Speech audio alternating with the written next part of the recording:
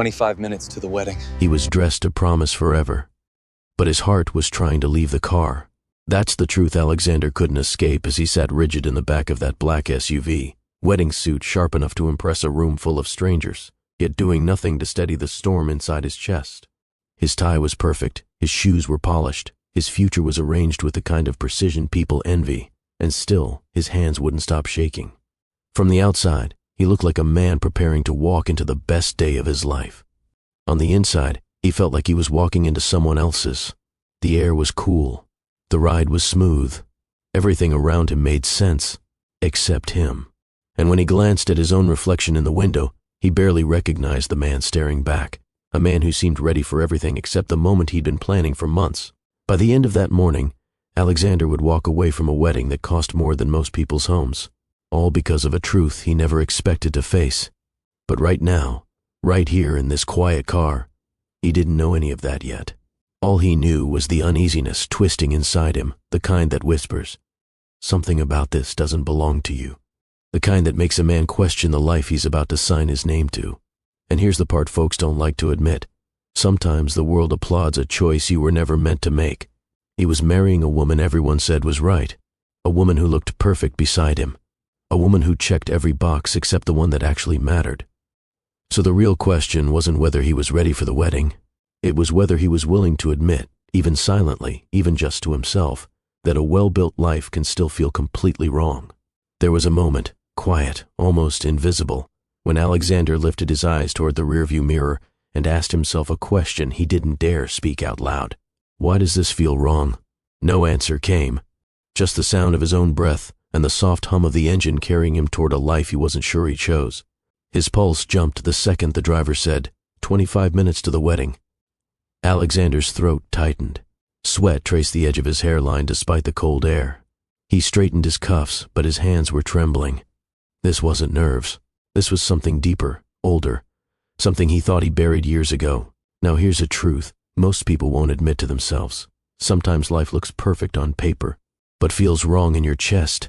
Sometimes you smile for the world while your heart sits quietly in the corners saying, "This isn't it."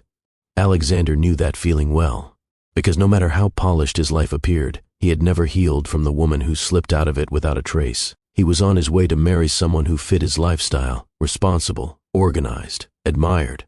But the woman he loved, she fit his soul. And the silence she left behind never stopped echoing. So here's the doorway we're walking through together. What happens when the past you never healed from steps back into your life holding everything you never knew you lost? Now let me pause right here, because this is the part nobody expects. You'd think a man driving toward his own wedding would be focused on vows, rings, flowers, futures. But Alexander, he was sitting in that back seat feeling like life had tapped him on the shoulder and whispered, "Look again." And when a man feels that kind of whisper, the kind that doesn't shake the room but shakes him, you already know something big is coming, because the truth wasn't waiting at the altar. It was waiting on the other side of a moment he didn't see coming, a moment that would stop him cold and change the meaning of everything he thought he understood about love, choices, and the price of silence. Here's the part that sits heavy, even before the story truly begins. Alexander wasn't afraid of marriage. He wasn't afraid of commitment or promises or standing in front of a crowd. What he feared, quietly, deeply, honestly, was choosing a future that didn't feel like his. Because somewhere beneath the suit, the money, the expectations, and the polished life he built, he still carried a love he never laid to rest, a love he tried to outgrow, a love he tried to bury under success, a love that disappeared without warning, but never really left him. And on the morning he was supposed to seal his future, that unfinished love was the only thing his heart could feel. Sometimes, the moment that breaks you is the one that finally tells the truth. Welcome back to Mr. Dave's Stories, where every story reminds us that growth is possible, healing is real, and lessons are everywhere. If this is your first time here, we're honored to have you. Go ahead and hit that subscribe button so you never miss a story that might uplift, inspire, or change the way you see life. Now, before we step any further into Alexander's journey, let me ask you this, in that quiet voice life uses when it wants you to pay attention. Have you ever held onto a feeling you didn't know how to name, only to realize later it was the truth trying to protect you? If you're already feeling that tug in your chest, do me a favor. Hit that like button so YouTube knows this story matters. We're just getting started, and trust me, you'll want to stay with this one. The morning sky over Dayton had the kind of quiet gray that looked undecided, like even the weather didn't know how it felt about today. Inside the back seat of a spotless black SUV, Alexander sat frozen in a suit so precise, so tailored, so expensive it could have anchored a magazine cover. And yet, the man wearing it felt like he was barely holding himself together. He tugged at his collar. He loosened it, tightened it again, then loosened it one more time. No amount of adjusting was helping. His breath wasn't landing right, sitting shallow just beneath his chest. Sweat formed along his hairline, even though the air conditioner was blowing cold enough to make the windows fog lightly at the edges. 25 minutes to the venue, sir, the driver announced. And that was when Alexander whispered something he had never said out loud in his entire adult life. Not to a business partner, not to Jessica, not even to the mirror when no one was watching. I'm not ready. The soft classical music humming through the car didn't soften the blow of his own words. It only made the silence heavier. It made him hear himself clearer. I'm not ready. A man like him, with more responsibility than free time, more expectations than quiet moments, more success than stillness, was not supposed to feel this undone. But if life had taught him anything, it was that wealth didn't shield a person from their own heart. He inhaled deeply, let the air shake in his chest, and exhaled with a shudder. The suit fit his shoulders. The life he built did not. He tried grounding himself, pressing both palms against his knees, counting his breaths, reminding himself that everything was already in motion. The officiant, the guests, the floral arrangements that cost more than the monthly rent of half the city, Jessica's perfectly timed schedule, her insistence that things go exactly as planned. She was organized, elegant, respected, and she was waiting for him. But in the softest, almost fragile place inside himself, the place he hid beneath boardroom confidence and carefully measured decisions, he knew why his stomach twisted. Karen. He hadn't spoken her name aloud in years, but his heart still said it when he was too tired to guard himself. Karen, with the warm laugh. Karen, with curls that framed her face like they were made to soften the hardest days. Karen, who understood him in ways Jessica never tried to. Karen, who held love like something sacred, not strategic. He closed his eyes, and without permission, a memory stepped forward. Her smile in the dim light of their old apartment. Her head resting against his chest. Her hand on his cheek the night she whispered, "You're trying so hard to be perfect, Alex, but I just want you to be human." Then she was gone. No explanation, no note, no closure, and he had never healed from it. He swallowed hard and opened his eyes, staring out the window at a world that felt too normal for the emotional storm inside him. "Sir?" the driver asked gently. "You all right back there?" "No," Alexander said softly, "but please, keep going." The driver nodded, though his eyes flicked up in the mirror with a worried glance. Alexander leaned back, hands clasped tightly. His chest felt full of pressure, full of doubt, full of memories he didn't ask for but couldn't escape. Another breath, another swallow, another reminder that in 25 minutes he'd be standing at the altar next to a woman who loved his accomplishments more than his laughter, his order more than his chaos, his title more than his truth.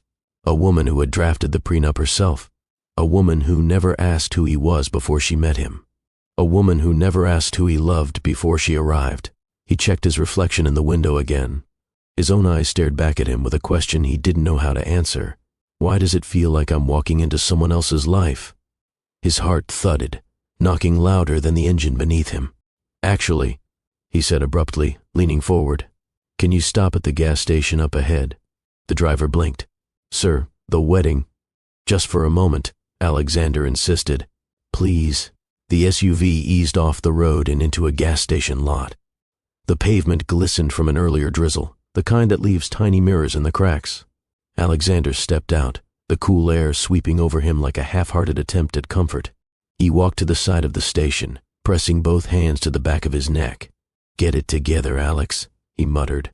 "This is your wedding day. People are waiting. Jessica is waiting. You're doing the responsible thing. You're doing the stable thing. You're doing the..." His voice stopped.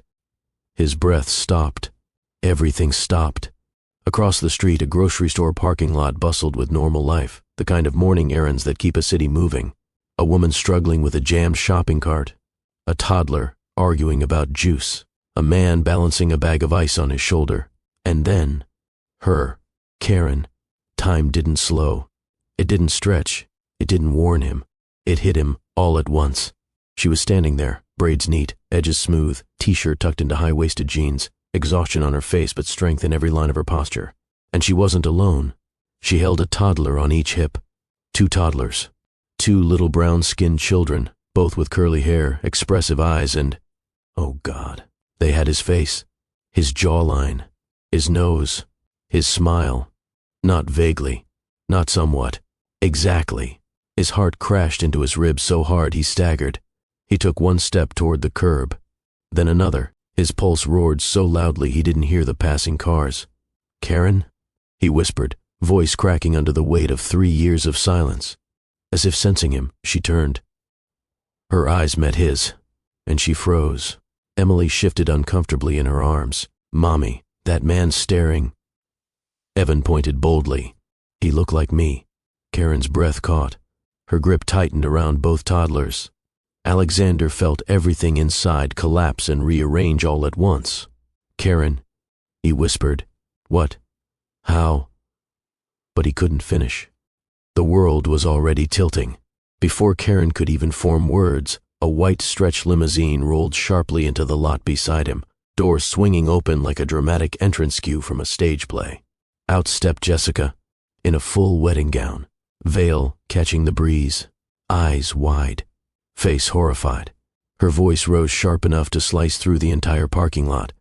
"Alexander, why are you at a grocery store? And who is this woman holding 2 children who look exactly like you?" A silence fell across the crowd so fast even the pigeons seemed confused. Evan blinked. Emily waved at the bride. Karen closed her eyes, whispering under her breath, "Lord, not today." Alexander felt the ground tilt under his feet, not because of the wedding, not because of the spectacle, but because he already knew the answer to the question Jessica screamed, and saying it out loud would change everything. He swallowed hard, stepped forward, and looked straight at Karen. "Tell me," he whispered, voice trembling, "are they my children?" Her lips parted, heavy with truth she had protected for too long. She nodded. Yes. The wedding didn't collapse. It evaporated. Alexander's knees nearly buckled as he whispered, "Oh God." Jessica's scream echoed through the parking lot again. And somewhere deep inside that moment, inside the shock, inside the ache, inside the unraveling of 3 years of unanswered questions, Alexander realized something he was never supposed to forget. You can run from a future. You can run from a feeling. But you can't outrun the truth that carries your own face. Tell me in the comments, what would you have done right here? For a moment, nobody in that parking lot moved. Nobody breathed. Not the shoppers. Not the man recording on his phone. Not even the wind. Jessica stood in the middle of the lot, wedding gown spread across the concrete like a spilled cloud, eyes darting between Alexander and the twins, and Karen, and back to Alexander again. Her voice cracked open the frozen silence. "Are you kidding me?" People flinched. A child in a nearby cart dropped his snack and stared the way kids do when life suddenly gets interesting. Karen shifted, holding the twins a little tighter, face burning with the kind of humiliation that makes a person want to disappear into thin air. Alexander closed his eyes briefly, then opened them again, like he was bracing for impact. He deserved whatever this was going to be. Maybe not every word, but the moment itself. Oh, he felt it in his bones. Life was coming to collect a debt. Jessica marched across the parking lot with the determination of a woman who had rehearsed every step of her wedding and had never once prepared for this scene. "Alexander," she hissed, "explain. Right now, explain these children. Explain this woman. Explain why you left the car." Her voice jumped an octave on that last part. But Alexander didn't look at her. Not yet. His gaze was locked on the twins, 2 little faces so familiar it hurt. Faces he never knew he had the right to cherish. Faces that looked at him without fear or judgment. Because to them, he wasn't a scandal. He was just a stranger with their nose. Finally, he forced himself to turn toward Jessica. "I found something out today," he said, voice low, trembling. "Something I never expected." "Something," she snapped. "Alexander, they look like you. Both of them. That's not something. That's... She waved her arms in disbelief, searching for language strong enough but not obscene enough for a public scene. Karen stepped forward, voice soft, steady despite her shaking. "Jessica, I'm sorry. I never wanted you to find out this way." Jessica blinked at her, slow, incredulous, offended on principle. "Oh, I'm sure you didn't want me to find out," she said. Who wants their fiancé's bride-to-be to see him kneeling in a parking lot with two toddlers who could pass for his tax dependents? Karen winced. Alexander closed his eyes again. The crowd murmured. One older woman pushing a cart whispered to another, "I came for oatmeal," and walked into a whole sermon. A man wearing work boots just shook his head. "Dayton never disappoints." Jessica's voice rose again. "Alexander, look at me. Look at me." He did. Slowly. Regret in his eyes, confusion in his posture, truth heavy in his chest. "Are they yours?" she demanded. He swallowed. "Yes." She staggered back like he'd slapped her with the answer. Karen's heart squeezed painfully. She never meant to hurt this woman. She never meant to hurt anybody. She was just trying to raise her children and survive her own mistakes. "Jessica," Karen said gently, "I didn't know you existed. I didn't—" "Oh, please," Jessica snapped. "Spare me the thoughtful tone. Today was supposed to be my wedding day, my moment, my future. And you," she pointed dramatically at Karen, then at the twins, "you are standing in the middle of a grocery store parking lot with two surprises I did not order." Emily tugged on Karen's shoulder. "Mommy, why's she mad?" Karen kissed her cheek. "Because grown-ups sometimes forget how to use inside voices." Evan nodded. She loud. Jessica gasped. "Oh, wonderful. They talk. They talk. Alexander, they talk like you." The crowd tried not to laugh. They failed. Alexander finally stepped forward. "Jessica," he said softly, "I didn't know. I had no idea Karen had children. I had no idea they were mine. I didn't even know she was pregnant when she left." "Oh, so now you want sympathy?" Jessica asked. "Now you want me to feel sorry for you because your ex was out here creating your family without informing you?" Karen bristled. "I wasn't creating anything behind his back. I was trying to handle my life, alone." Jessica turned to her. "Why didn't you tell him? Why didn't you at least send a message, a call, a smoke signal?" Karen's voice cracked. "Because my life was falling apart. I was scared, and he had dreams he was finally reaching. I didn't want to be the reason his life slowed down." Alexander stared at her, pain flickering across his face. "I would have slowed down for you," he whispered. Jessica threw her hands up. "Oh, great, beautiful, wonderful. Now we're doing confessions, in public." At Kroger, a passing teenager muttered, "I'm recording this whole thing." Jessica turned and snapped, "Delete it." He froze like a statue. The tension swelled again. 3 adults standing in the middle of a parking lot, each drowning in their own version of heartbreak. Alexander finally found his voice, soft but steady. "Jessica, we can't get married today." She blinked. Hard, then her face went blank. No anger, no tears, just stunned stillness. "You're calling off the wedding?" she said quietly. "I'm saying," Alexander whispered, "I need time. I need to understand this. I need to be honest with myself." Jessica's mother, standing off to the side in her church lady hat and heels, clutched her purse dramatically. Jessica nodded slowly, a shaky breath leaving her. "I see," she said. "So this is it. This is how the story goes. I lose my groom to his past." "It's not about choosing the past," Alexander said. "It's about facing the truth." "And the truth," Jessica replied, "is that you still love her." The words hit him like a soft punch. Not because they were cruel, but because they were true. Karen looked down, heart trembling. She didn't want to be the reason someone's life shattered. She didn't want to be the villain in someone else's chapter. Jessica wiped her cheek with the back of her hand, smudging her makeup. "Well," she whispered, "I hope you find what you're looking for." Then she turned sharply, motioned at her entourage, and marched back to the limo with a dignity only slightly compromised by the fact that her veil got caught in the door when it shut. Karen covered her mouth to keep from reacting to the sudden yank. The limo pulled away. Silence returned. The twins looked up at Alexander again, curious, innocent, unaware of how their small presence had just rewritten the direction of 3 adults' lives. Alexander crouched slightly, his voice trembling. "I'm so sorry," he said to Karen. "For what?" She whispered. "For not being there, for not knowing, for not understanding why you left, for all of it." Karen inhaled shakily. I didn't leave because I stopped loving you. The words hung between them like something fragile and unfinished. The crowd slowly dispersed. Carts rolled. Engines started.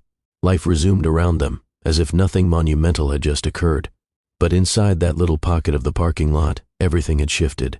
Alexander looked at the twins, then at Karen. "Can we talk?" he asked. "Somewhere quiet." She hesitated, mother instinct on high alert, nerves tangled, heart racing, but sincerity lived in his eyes. And exhaustion lived in hers. "Yes," she finally said. "We can." Emily tugged Karen's arm. "Mommy, snack?" Karen sighed softly. "Of course, baby." Alexander straightened up. "Let me get something for them." She opened her mouth to protest, but he was already stepping toward the store door. Karen exhaled, overwhelmed. Evan leaned his head on her shoulder. "Mommy," he whispered. "Who that man?" Karen closed her eyes, whispering a truth she had carried alone for far too long. "That's your father, baby." Across the street, Alexander paused at the door, hands trembling, heart pounding, not because of the crowd, not because of the wedding he had just walked away from, but because, for the first time in 3 years, he had a chance to begin again. And this time, he wasn't running from the truth. He was walking toward it. Alexander stepped out of the store with 2 small bags of snacks, a mix of fruit cups, applesauce pouches, and string cheese, items he grabbed after watching a mother nearby and copying whatever she put into her cart. He wasn't sure if any of it was the right choice, but every pack he picked up felt like a step toward making something right. Karen stood beside her car, the twins perched in her arms like tiny, curious shadows, watching the world with big, blinking eyes. When Alexander approached, the toddlers stared at the unfamiliar bags as if studying the presence of a distant relative they'd only heard whispers about. Karen cleared her throat softly. "You didn't have to buy all that." "I wanted to," he said quietly. "It's not much, but it's a start." She looked down, trying to hide the emotion flickering across her face. "Thank you." Evan reached out and grabbed one of the bags before anyone could stop him. "Mine," he declared proudly. Emily reached for another. "I want that one." Alexander laughed under his breath. "They're decisive." Karen nodded. "Oh, trust me. They have opinions about everything, even things that don't belong to them." A small moment of humor softened the air between them, but underneath it lived a tension neither of them knew how to navigate yet. The kind of tension that forms when the past and present crash into each other so suddenly that both parties are left standing in emotional debris. Alexander glanced toward the road. "Do you want to drive separately, or should I follow you?" "Follow me," Karen said gently. "It's better that way. The twins need their routine or they get restless." "Got it," he replied with a nod. As Karen buckled the twins into their car seats, Alexander stepped back, giving her room, watching carefully, not judging, not intruding, just learning. He watched the way she fastened the straps with practiced patience, watched the way she kissed each forehead, whispering small reminders to be kind and sit still, watched the way exhaustion and strength existed side by side in her movements. This was a life he didn't know, a life she carried alone, a life he should have been part of. When she closed the back door, he finally spoke. "Karen." She paused, hands still resting on the handle. "I'm sorry you had to do all this without me," he said softly. "All of it." Her shoulders tightened, just a little, before she turned toward the driver's seat. "Let's talk when we get to my place," she murmured. "The twins get fussy if we wait too long." He nodded. "Of course." She slid into her car, and he walked toward his SUV. For a long second, before shutting the door, he let his hand rest against the side of the frame. He needed the moment. He needed the breath. He needed something solid to remind him he wasn't dreaming. Then both cars pulled out of the parking lot. The drive was short, 10 minutes at most, but Alexander felt every second stretching inside him with the weight of 3 silent years. He followed her sedan closely, eyes flicking between the road and the child-sized silhouettes bouncing in the back seat. His chest tightened at the rhythm of their movement, at the reality of them, at the truth that 2 tiny humans existed because of a love he once believed was invincible. He exhaled shakily. What did I miss? What did they look like as newborns? What were their first words? Their first steps? Were they healthy? Did she cry alone in a hospital room? Did they ask about a father she couldn't explain? Questions carried weight. Regret carried more. The closer they drove to her neighborhood, the more grounded everything became. Streets narrowed. Houses shifted from polished suburban layouts to the working-class comfort of homes that held memories instead of magazine aesthetics. Kids played outside. A grill smoked in the distance. Life thrived in everyday ways. And, strangely, Alexander felt more at ease here than he expected. He wasn't used to neighborhoods like this anymore, not since his life became a timeline of meetings, airport lounges, and buildings with glass walls. But something about the simplicity reminded him of who he used to be, a man before the money, before the pressure, before the armor he learned to wear for survival. Karen turned into a small apartment complex, clean, modest, sturdy-looking. She parked near the building's edge. Alexander parked one space over, leaving enough distance to respect her space, but not enough to feel separate. Karen stepped out of her car and opened the back door for the twins. They immediately reached for her, arms raised, as if the world was too big to face without her anchor. "I'll carry them," she said, balancing them with the graceful chaos of a practiced mother. Alexander smiled gently. "I can help if you want." "I appreciate it," she said softly, "but they cling when they're unsure. Maybe next time." Next time. He felt that phrase in his chest. She led the way toward her apartment, Unit 1B. A small welcome mat sat in front of the door, slightly faded from weather. A potted plant leaned a little to the left, as if life's weight had tilted it just enough. Before unlocking the door, Karen hesitated. Not out of fear, out of vulnerability. "This place isn't much," she said, "but it's home." The sentence held humility, but also pride. "It's beautiful," Alexander replied, and he meant it. She opened the door. Stepping into Karen's apartment was like stepping into a space built with love instead of money. The living room held a small couch with a throw blanket folded neatly over one arm. A low shelf held children's books. The carpet was worn but clean. Toys were tucked into two large bins along the wall, but a few migrated beyond their borders, evidence of toddlers at play. A tiny pair of sneakers sat by the door. A drawing taped to the fridge showed stick figures labeled Mommy, M, and Ev. There was no fourth figure, not yet. The twins wriggled out of Karen's arms and toddled toward their toy bins with instant familiarity. Evan grabbed a small plastic truck, zooming it along the floor. Emily hugged a worn stuffed bunny with one ear flopped over. Alexander watched them with a soft ache growing in his chest. "How long have you lived here?" he asked. 2 years, Karen replied. "It's safe, quiet, close to the kid's doctor and my job." He nodded. "It feels warm." She laughed gently. "Warm is code for small, but thank you." "No," he said sincerely. "Warm is code for lived in, real." Her eyes softened, and she looked away before the moment swallowed her whole. The twins ran back to Karen, pulling at her shirt. "Snack," Emily said. "Hungry," Evan added. Alexander stood instantly. "I can get the snacks." Karen blinked. "Are you sure?" He nodded, picking up the small grocery bags and kneeling at the kitchen counter. He opened the pouches carefully, handing one to each child. Emily took hers, staring at him with cautious curiosity before whispering, "Thank you." He almost melted. "You're welcome," he replied, voice cracking with emotion he tried to hide. Evan inspected his pouch upside down. "Open more," he demanded. Alexander laughed softly. "One at a time, buddy." "Buddy." The word slipped out naturally. Karen noticed, but didn't correct him. Once the twins settled on the floor again, Karen leaned on the back of the couch, exhaling deeply. "This is a lot," she whispered. "I know," Alexander said. "For you, for me, for them." Karen rubbed her temple. "I didn't want it to happen like this. Not in a parking lot, not on your wedding day." He stepped closer, voice gentle. "Karen, honestly, I'm glad it happened today." She looked up sharply. "How can you say that?" "Because I was walking toward the wrong life," he said. "And I didn't even realize how far I'd gone." Silence settled, not heavy, just honest. Then he whispered, barely audible, "I've missed so much." Karen's eyes glistened. "You didn't know." "I should have known," he replied. "I should have tried harder. I should have." She shook her head. "Alex, blame doesn't feed the twins. It doesn't change the past. It doesn't help either of us." He breathed out slowly, nodding.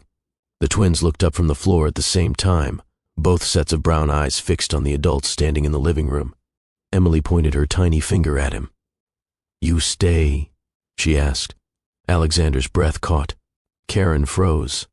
And for the first time since walking away from a wedding that wasn't meant for him, Alexander found clarity. "If your mommy says it's okay," he said softly, "I'll stay as long as you want." Emily smiled. Evan nodded, already accepting him without hesitation.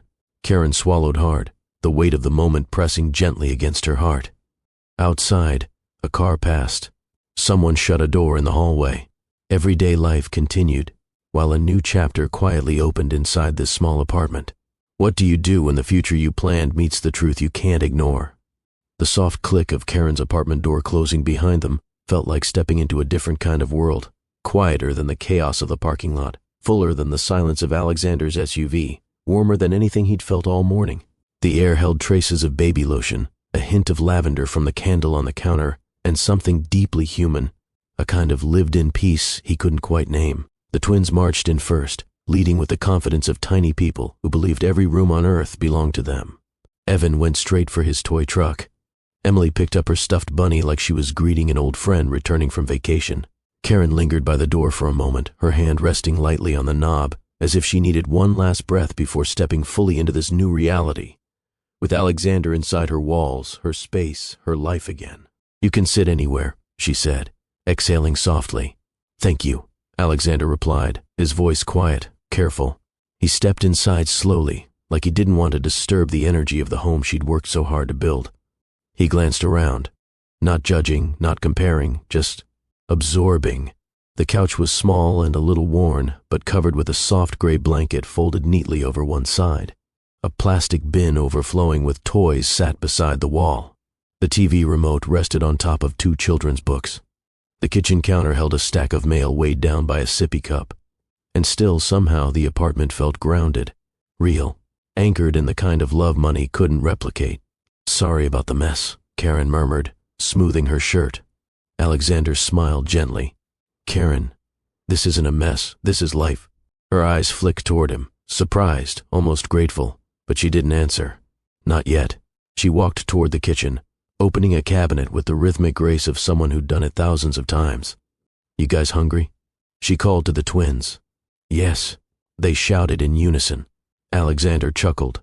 "That's the clearest answer I've heard all day." Karen grabbed plates, moving with a kind of tired efficiency that made Alexander's chest ache.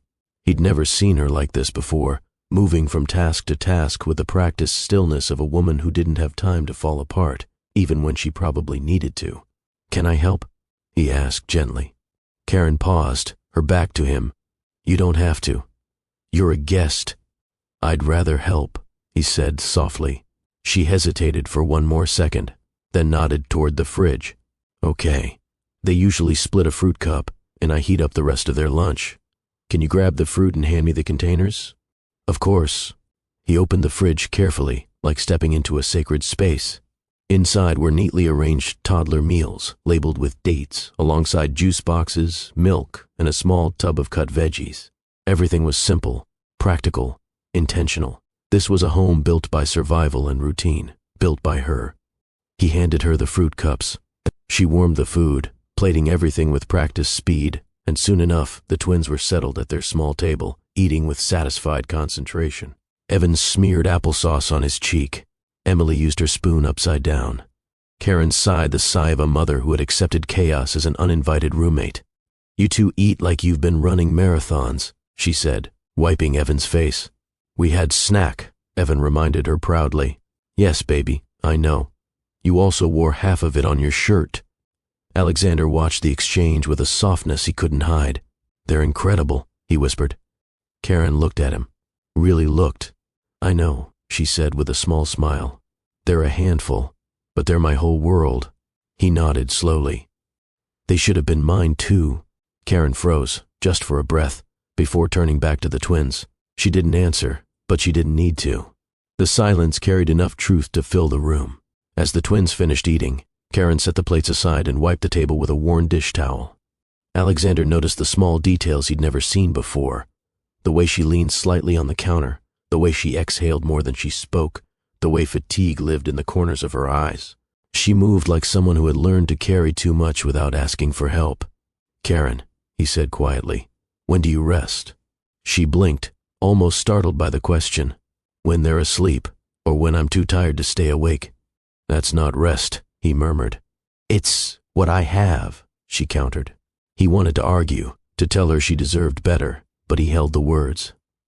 This wasn't the moment to rewrite her struggle. It was the moment to understand it.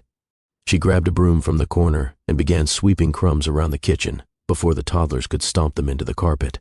You don't have to clean on my account, he said gently. Karen snorted. Alex. Either I clean it now, or I step on a cracker later and have a meltdown like Emily did last week. Emily gasped, offended. Mommy, no meltdown. Karen laughed softly. Sweet girl, you cried because your shoe touched a crumb. It was scary, Emily insisted. Alexander covered his mouth to keep from laughing out loud. He couldn't help it. The room felt alive with a kind of warmth he hadn't felt in years, a messy, joyful, exhausting kind of love that made everything more human. Once the twins were settled on the floor with their toys, Karen pulled 2 plates from the cabinet, simple chicken, rice, and vegetables, and set them on the counter. You hungry? She asked casually. He hesitated. Honestly, yeah.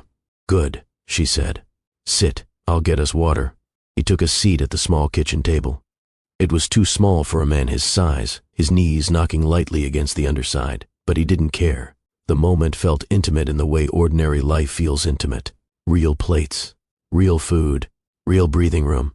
When Karen sat across from him, for a moment, neither of them spoke. It wasn't awkward. It wasn't forced. It was still. He took a bite. This is really good. She shrugged, a little shy. It's cheap and fast. It tastes like care, he said simply.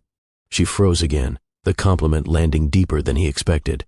They ate quietly for a few minutes, just forks tapping plates, toys clattering on the carpet, the twins babbling about nothing and everything. It felt like a family without anyone naming it, and that scared Karen, and healed something in Alexander, and confused both of them. Finally, he set his fork down. Karen, he said softly, I didn't know life looked like this for you. She wiped her hands with a napkin, exhaling slowly. I didn't know life would ask this much of me, but I figured it out. You shouldn't have had to do it alone. I didn't have a choice, Alex. His chest tightened. You could have told me. Her eyes flickered downward. I know. Silence. Warm, heavy silence. Not angry, just honest. And here's the thing most people don't talk about. Motherhood isn't just love. It's sacrifice layered into everyday moments. It's waking up tired. It's stretching your paycheck. It's wiping tears and crumbs and fears. It's learning how to hold a child with one arm and your collapsing world with the other. Karen didn't choose strength. Strength chose her, and she carried it with a grace that didn't ask for applause. Alexander watched her now, moving from table to sink to floor to toddlers, and he saw not just the woman he loved, but the mother she had become without him. A mother who deserved rest, support, partnership, truth, and maybe, if life was kind, a second chance at love. As the twins toddled back toward the kitchen with sticky hands and big smiles, Alexander leaned in just slightly. Karen, he whispered, thank you for letting me be here today. She looked at him, tired and tender all at once. Alex, I'm still figuring out what here means. He nodded. I'm not asking for anything yet, just the chance to understand. She held his gaze for a long moment, measuring his sincerity, guarding her heart, trying to breathe through the weight of everything. Then she nodded softly. Okay. And that single word carried more hope than either of them expected. The twins had settled on the living room rug, building a crooked tower of plastic blocks that leaned like it had been through a long day. Their soft chatter floated through the apartment, random toddler observations that somehow felt like background music to a life still trying to stitch itself back together. Alexander sat on the couch, elbows on his knees, watching them with a tenderness he didn't know how to hide anymore. Karen stood at the sink rinsing plates, her movements slower now, like the weight of the day was finally catching up to her. He watched the back of her silhouette, posture tired, shoulders slightly slumped, breath steady but heavy. She wasn't pretending anymore, not strong, not unshaken, not untouched. She was simply human, and he needed to hear the truth from that version of her. After a moment, Karen turned off the water, dried her hands on a towel, and leaned against the counter. She didn't look at him yet. She stared at the floor like it held the words she wasn't ready to release. Alex, she said quietly, we should talk. Her voice wasn't sharp. It wasn't defensive. It wasn't even nervous. It was the voice of someone who had been holding something heavy for too long and had finally decided to set it down. Alexander nodded, sitting up straighter. "I'm ready." Karen walked over to the small dining table, pulled out a chair, and sat. She didn't invite him to sit across from her, but she didn't need to. He took the seat anyway, leaving enough space to respect her boundaries, but close enough to show he wasn't going anywhere. For a long moment, they just breathed. Then Karen began. "Alex, the day I left, I wasn't planning to disappear," she said softly. "I woke up thinking I'd see you later. I thought I'd text you. I thought we'd have dinner that night at that little place off Main Street, where you used to tease me for putting too much hot sauce on everything." A faint smile tugged at the edge of his memory. "But my life blew up faster than I could catch it," she continued. "My brother called that morning, panicked. He'd gotten into trouble again, real trouble, and I was the only person he trusted to help." Alexander's stomach tightened. "You could have told me." "I know," she said. "But I didn't want my problems pulling you down. You were working so hard. You were happy, focused, becoming everything you dreamed of. And I was scared that my chaos would ruin your momentum." He shook his head slowly.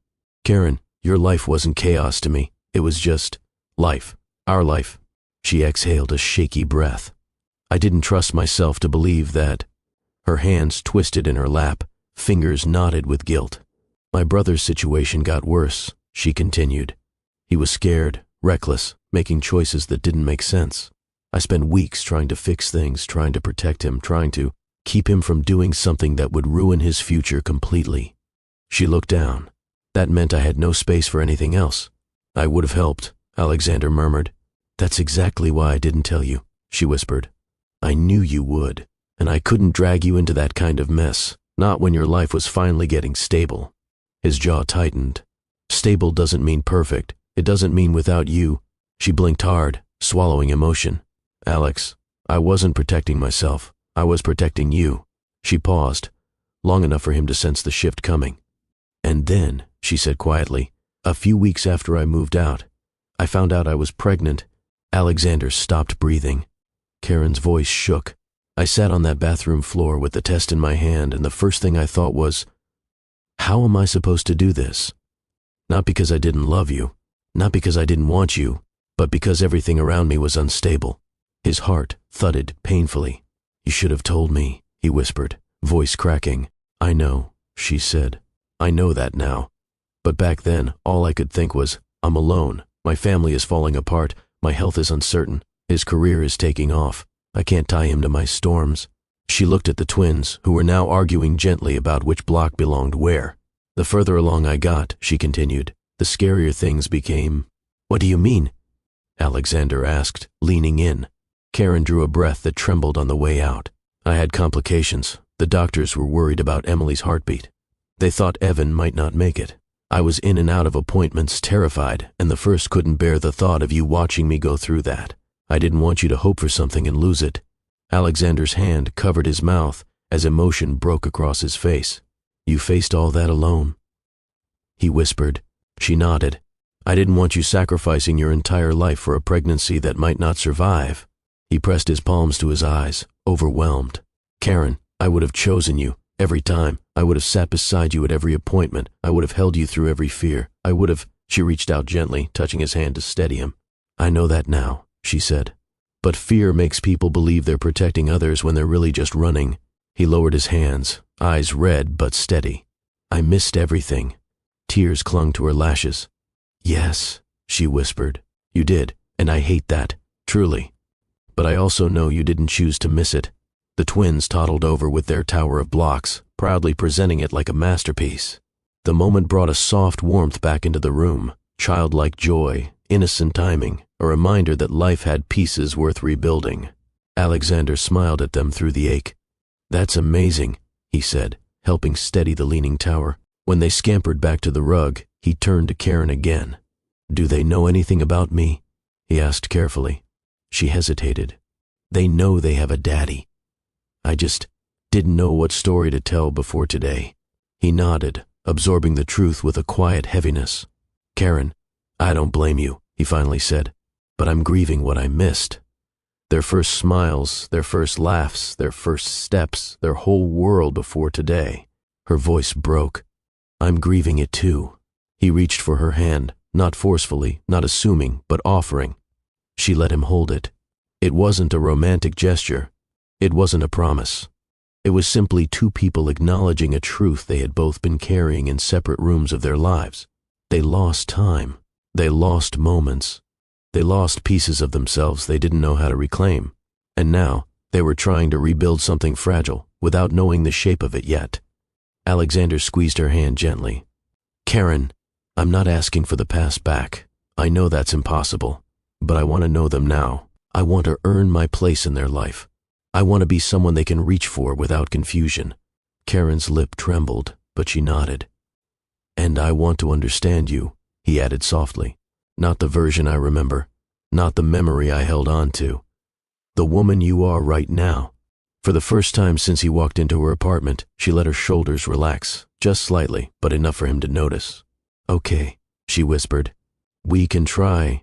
He breathed out slowly, the smallest hint of relief washing through him.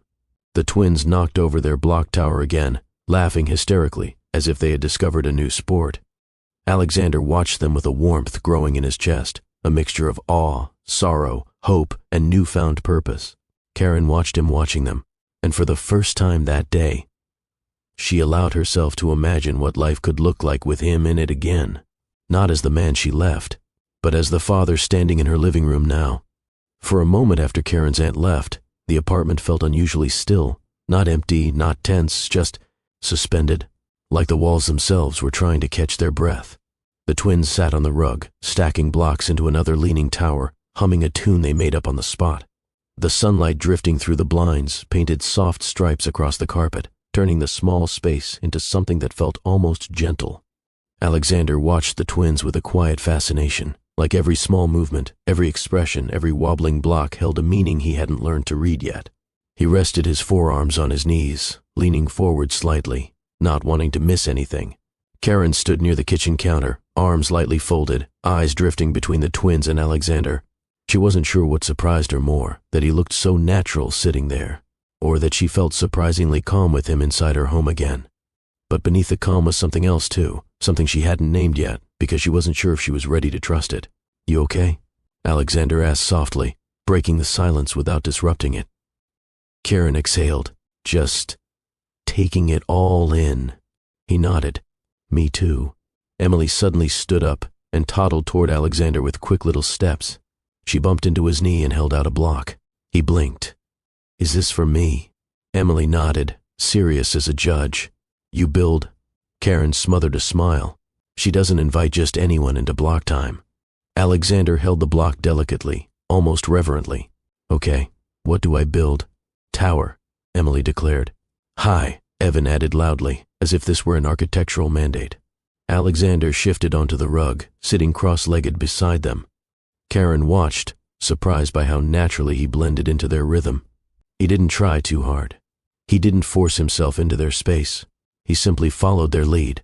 He stacked the first block, then the second, then the third, carefully, slowly, making sure his hands didn't knock anything over. Evan leaned against his arm, watching closely.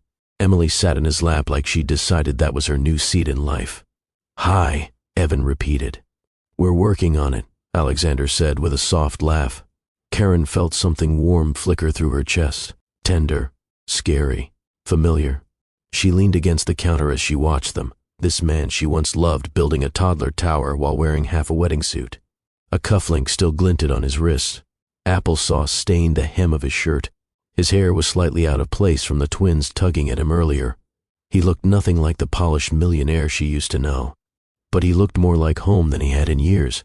10 minutes into the block tower, Evan got bored and wandered to the couch. 3 minutes after that, he returned with a book. 2 minutes later, he abandoned the book to roll under the table and laugh at his own echo. Emily remained committed until she suddenly wasn't. Then she climbed onto Karen's lap and declared herself done forever. Alexander blinked at the abandoned tower. They just switch like that? Karen chuckled gently. Welcome to toddler time. Nothing lasts longer than their attention span. Alexander nodded slowly. I see that now. Emily grabbed one of Karen's braids. using it as a comfort rope. Evan climbed onto the couch and jumped off, landing with a dramatic oomph, as if he'd survived a major fall. Karen didn't even flinch. Feet on the floor, Evan. No, he said cheerfully, trying again. Alexander's eyes widened. Is that allowed? It's tolerated, Karen replied. With limits. Alexander stared in awe. You do this every day? Every single day, she said. Sun up to bedtime. He let that sink in. The constancy, the chaos, the love woven into all of it. He swallowed softly. You're incredible. She blinked, caught off guard again. I'm just doing what I have to do. Yeah, he said gently, but you're doing it well. Karen looked away before he saw the emotion forming there. About 20 minutes later, the twins declared themselves hungry again, because toddlers operate on a mysterious internal clock no adult understands. Karen reached for the fridge. I can heat something up. I'll do it, Alexander said quickly. Karen tilted her head. Are you sure? He nodded confidently. I think I can handle toddler lunch. She sat with the twins on the rug while he rummaged through her neatly arranged fridge, pulling out apples, yogurt, small containers of leftover pasta. He prepared the plates, pausing every few seconds to observe exactly how Karen did something earlier. Do they like their pasta warm or room temp? He asked. Warm, she answered. But not too warm. Warm, but not too warm, he repeated, nodding like this was a sacred instruction. He microwaved it for 10 seconds, checked it, shook his head, added 3 more seconds, checked again, nodded seriously. Karen smiled without meaning to. He arranged their plates just like she had before, pasta in the center, fruit on the side, toddler fork placed carefully near the edge. Then he brought the plates over to the rug, lowering them onto the floor like offerings at a ceremony. Evan and Emily squealed and dug in. You did good, Karen said softly. Alexander's face lit up with a pride she hadn't seen since his early startup days, when small victories felt huge because they came with heart. After lunch came a wave of yawns, tiny yawns, dramatic yawns, the kind of yawns that make toddlers sway like sleepy dancers. Karen stood. Nap time. Alexander blinked. Nap time. Yes, she said lightly, which is never as peaceful as the name suggests. She lifted Emily while Evan lifted his arms toward Alexander. Alexander froze. Oh, he wants me to carry him? Karen nodded. He trusts you. Something in Alexander's expression broke open, quietly, beautifully. He bent down, scooping Evan up with gentle care. The boy rested his head on Alexander's shoulder instantly, thumb in his mouth, small sigh leaving his body like he'd been waiting for this comfort without knowing it. Alexander swallowed hard. I've never held him, he whispered. Karen softened. You're holding him now. They moved toward the twins' room. Dim lights, soft blankets, tiny beds with mismatched sheets covered in animals and stars. Karen set Emily down and patted her back in a familiar rhythm. Alexander hesitated, unsure.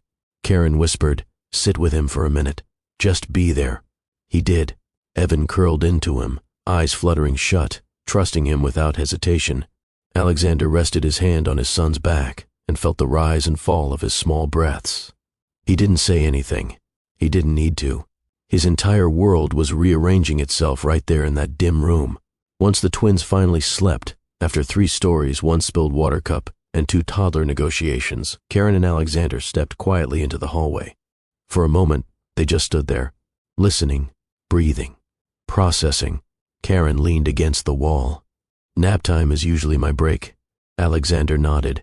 I don't know how you do it alone. I didn't know either, she said. I just kept going. He stood beside her, close, but not too close. You did an amazing job, he whispered. Karen breathed out softly. Thank you. Their eyes met, gentle, unsure, hopeful. The apartment was quiet again, but this time the quiet wasn't heavy. It held space, possibility, something warm growing between them again, slow, fragile, familiar. And life, in its quiet wisdom, seemed to whisper. Sometimes relearning someone means seeing them in a new season, and realizing your heart never forgot the old one. The apartment felt different after the twins fell asleep. Still warm, still lived in, but quieter in a way that softened the air around them. It was the kind of quiet where emotions step forward because distractions finally step back.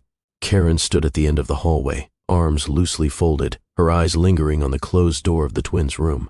Alexander stood beside her, still a little stunned from the experience of holding Evan through nap time. His shirt still carried the faint warmth of a sleeping child. His heart was still learning how to beat normally again. He exhaled slowly. They trust fast. Karen smiled gently. Kids know energy more than words. They can feel when someone's safe. Safe? He repeated softly. Do you think they see me that way? She looked at him, really looked at him. Yes, I think they do.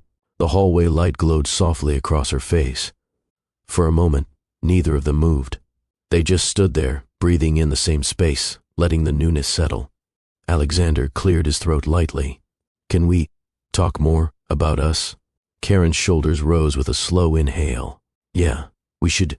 They moved to the living room, the couch acting as a familiar anchor. Karen sat on one end, crossing her legs beneath her. Alexander sat on the other, leaving a small but noticeable gap between them, not out of coldness, but out of respect. The kind of respect that comes from knowing trust needs room to breathe. I've been thinking about something, he began quietly. About fear. Karen tucked a strand of braid behind her ear. What about it? I didn't realize how much of my life was shaped by it, he said. Fear of messing up, fear of choosing wrong, fear of losing things before I ever had them. It was honest, soft, vulnerable. Karen studied him gently. Alex, you always seemed so confident. That's the trick, he whispered. Confidence is sometimes just fear with a nice jacket on. She let out a small, surprised laugh.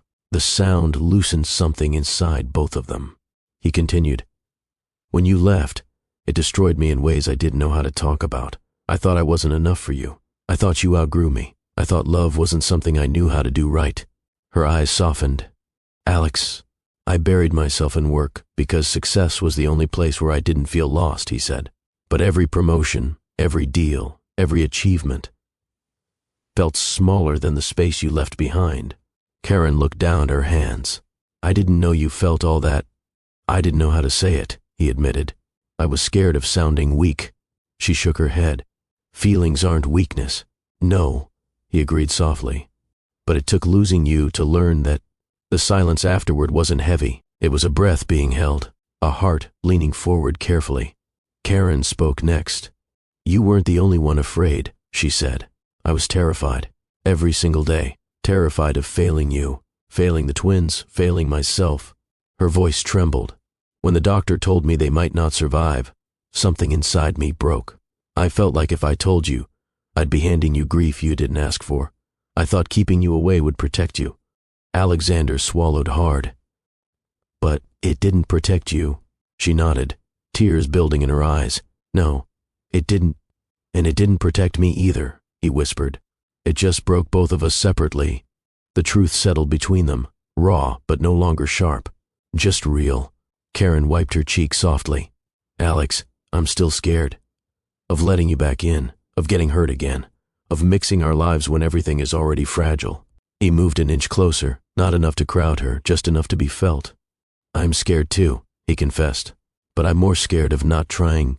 She blinked at the honesty in his eyes. Karen, he continued gently, I never stopped loving you, not for a single day. Even when I tried to move on, my heart was somewhere else, with you. Whether I wanted it to be or not. She inhaled slowly, her breath trembling. Alex, that's a lot, she whispered. It is, he admitted, but it's the truth. She hesitated, caught between memory and present, fear and hope, wounds and healing. What if we break again? She whispered. He held her gaze, steady and warm. Then we rebuild again, he said softly, but we won't run this time. Her eyes shimmered. You make it sound easy. It's not easy, he said. It's just worth it. Silence stretched, gentle, pulsing, electric. And then, Karen leaned just slightly toward him. Not much, just enough. It was an inch of willingness, an inch of trust, an inch of letting old love exhale. Alexander's breath caught. Karen. She closed her eyes for a moment. I don't know what we're doing, but I don't want to run from this conversation anymore. He reached out slowly, pausing halfway, giving her time to pull back. She didn't. Their hands met gently, fingers brushing, a warmth passing between them that felt like coming home in slow motion. Karen whispered, Alex, Why does this feel familiar and new at the same time? Because we're not who we were, he said. But the love is. Her eyes lifted to his, and there was something soft there, something open, something like a door being unlocked after years of being sealed. He moved closer again, slow, careful, reverent. Can the first? He asked, voice barely above a breath. She nodded once, small, delicate, deliberate. Alexander leaned in, closing the space between them, his lips meeting hers in a soft, trembling kiss. It wasn't urgent. It wasn't dramatic. It wasn't a movie moment. It was gentle, warm, a whisper of forgiveness, a promise of possibility, a homecoming kiss. Karen sighed against him, her hand resting lightly on his jaw. He held her as if she were something sacred, something he had no right to rush or grip too tightly. When they separated, their foreheads remained close, both breathing softly, both changed. Karen's eyes flickered with vulnerability. Alex, this doesn't fix everything. I know, he whispered. But maybe it's the first step.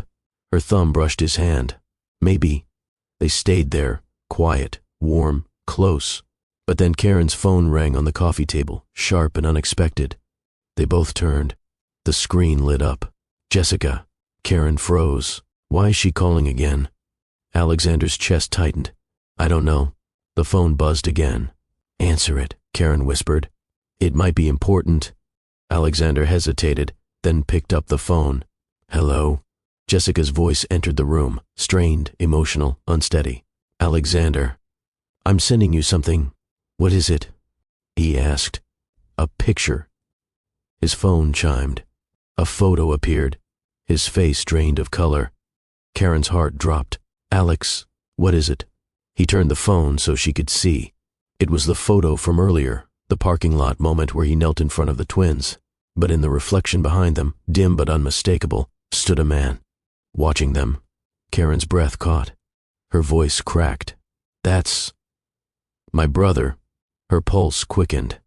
And if he's back, she whispered, it means the trouble he left behind is coming back too. The warmth of the kiss faded into something colder, sharper, heavier. Fear. Real fear. Alexander took her hands, steady and firm. Karen, whatever comes, we face it together. Karen didn't move at first. She didn't even blink. She just stared at the picture on Alexander's phone like her mind was trying to convince her eyes they were wrong. Like the reflection she saw wasn't real. But she knew better. Some truths don't need time to settle. Some truths land instantly. Her brother standing outside that Kroger, watching her, watching the twins, watching Alexander. That wasn't coincidence. That wasn't curiosity. That was a warning. Karen's breath hitched quietly, barely audible, but Alexander heard it. He stepped closer without crowding her, just close enough so she wouldn't feel alone. Karen, he whispered, talk to me. She swallowed hard, wiping her palms on her jeans. I was hoping he left Dayton for good. I was hoping. Her voice cracked. I was hoping we would have more time before this came back. Alexander's brows pulled together. Before what came back? She didn't answer right away. She walked toward the couch and sat slowly, elbows on her knees, hands clasped loosely. Her breathing was controlled but shaky, like someone trying to hold herself steady on a floor that suddenly tilted. The twins napped peacefully in the other room, unaware of the storm forming outside their mother's chest. Alexander sat beside her, close but not touching, giving her space to choose him if she needed to. Karen, he said gently, whatever this is, I need to understand it. I need to know what you're afraid of. She stared at the carpet for a moment, her thumb running over the seam of her jeans like she was tracing old memories. Then she finally spoke. My brother wasn't just dealing with bad choices, she whispered. He was involved with people who don't let you walk away easily. Alexander's eyes widened just slightly, not fear, but clarity. People as in, dangerous people. Karen nodded once. I never told you everything, Alex. Not because I wanted to lie, but because I was scared any truth I shared might pull you into things you didn't deserve. She let out a slow breath. My brother fell in with a group of men who used him to do things he didn't have the courage or maturity to refuse. She didn't describe anything graphic. She didn't need to. The weight in her voice told enough. He wasn't violent, she continued. He wasn't cruel. He was just desperate, and desperation is its own kind of danger. Alexander's jaw tightened with understanding. And when I was pregnant, she said softly, they came around asking questions, looking for him, looking for money, looking for favors he couldn't give them. I didn't know how to protect myself if things got worse. Her voice hollowed. I didn't want to bring you into that. Alexander leaned forward, elbows on his knees too.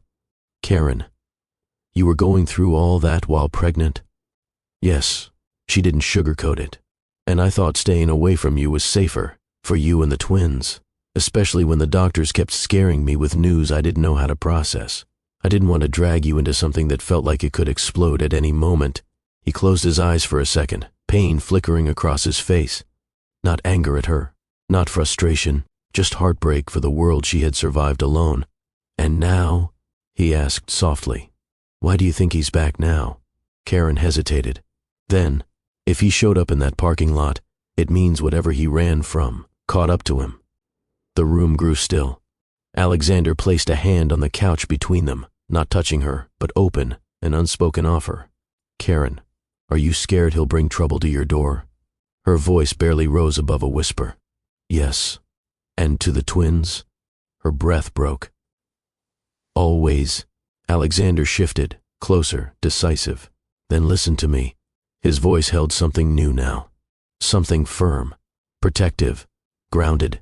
I'm not letting anyone hurt you, or them. I don't care who your brother is running from. I don't care what he got caught in. You're not facing this alone. Karen looked at him, really looked. Her eyes were glossy, but not purely from fear. There was something else there too. Disbelief, fragile trust, longing, a soft ache for the version of him she used to know. Alex, this isn't your problem. Yes, he said steadily. It is. She shook her head. This is exactly why I didn't tell you before. You always jump in trying to fix everything. But this is bigger than something you can outsmart or negotiate. He turned toward her, eyes steady. I'm not trying to fix everything. I'm saying I'm not leaving you alone with it. Her lips trembled. I don't want you getting hurt. Then let me stand next to you, he whispered. Not in front of you, not behind you. Next to you. Karen inhaled deeply, trying to steady herself. Her pulse thrummed in her neck. Her fingers shook slightly, but she didn't pull away when Alexander finally placed his hand gently over hers. Karen, he murmured, you've carried too much for too long. Let me share the weight. She closed her eyes, the quietest tears slipping free. I don't know how to do that. You don't have to know, he replied. Just don't walk away this time. Her breath caught in her throat, because those words hit deeper than anything else. Don't walk away this time. She opened her eyes again, slowly, meeting the warmth in his gaze. And for the first time in a long time, she didn't run from it. She didn't lean in fully either. She wasn't ready for that, but she didn't pull away. And to Alexander, that was enough. Karen wiped her cheek with her free hand. He's not a bad person, Alex. My brother. He just got stuck. He was always trying to protect me when we were younger. He thought getting mixed up with those people would solve his problems. But it only created new ones. And now he's hiding again? Alexander asked gently. Probably, she whispered. And whenever he hides, it means someone else is looking. Alexander's hand tightened protectively around hers. What do they want?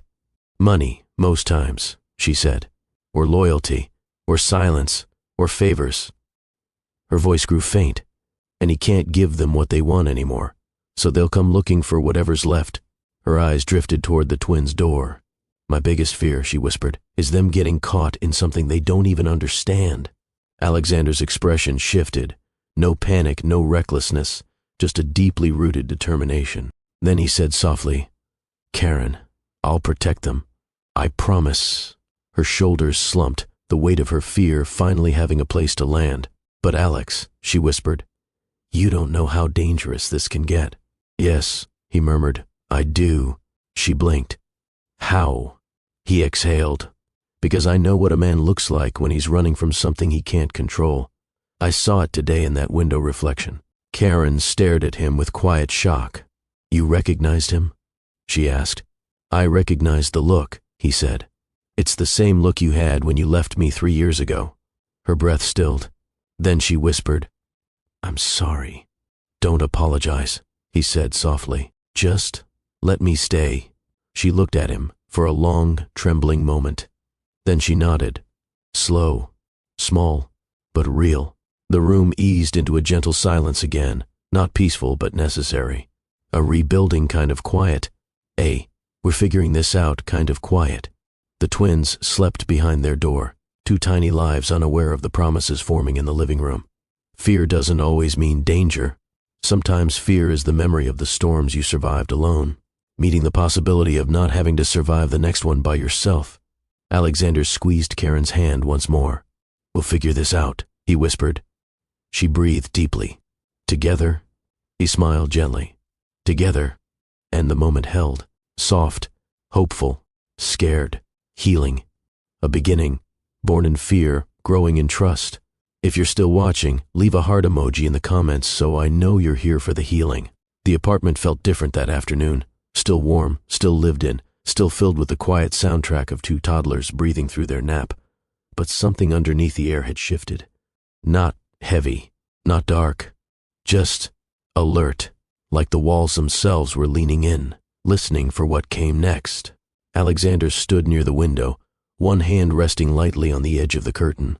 He wasn't peeking outside, he was just thinking.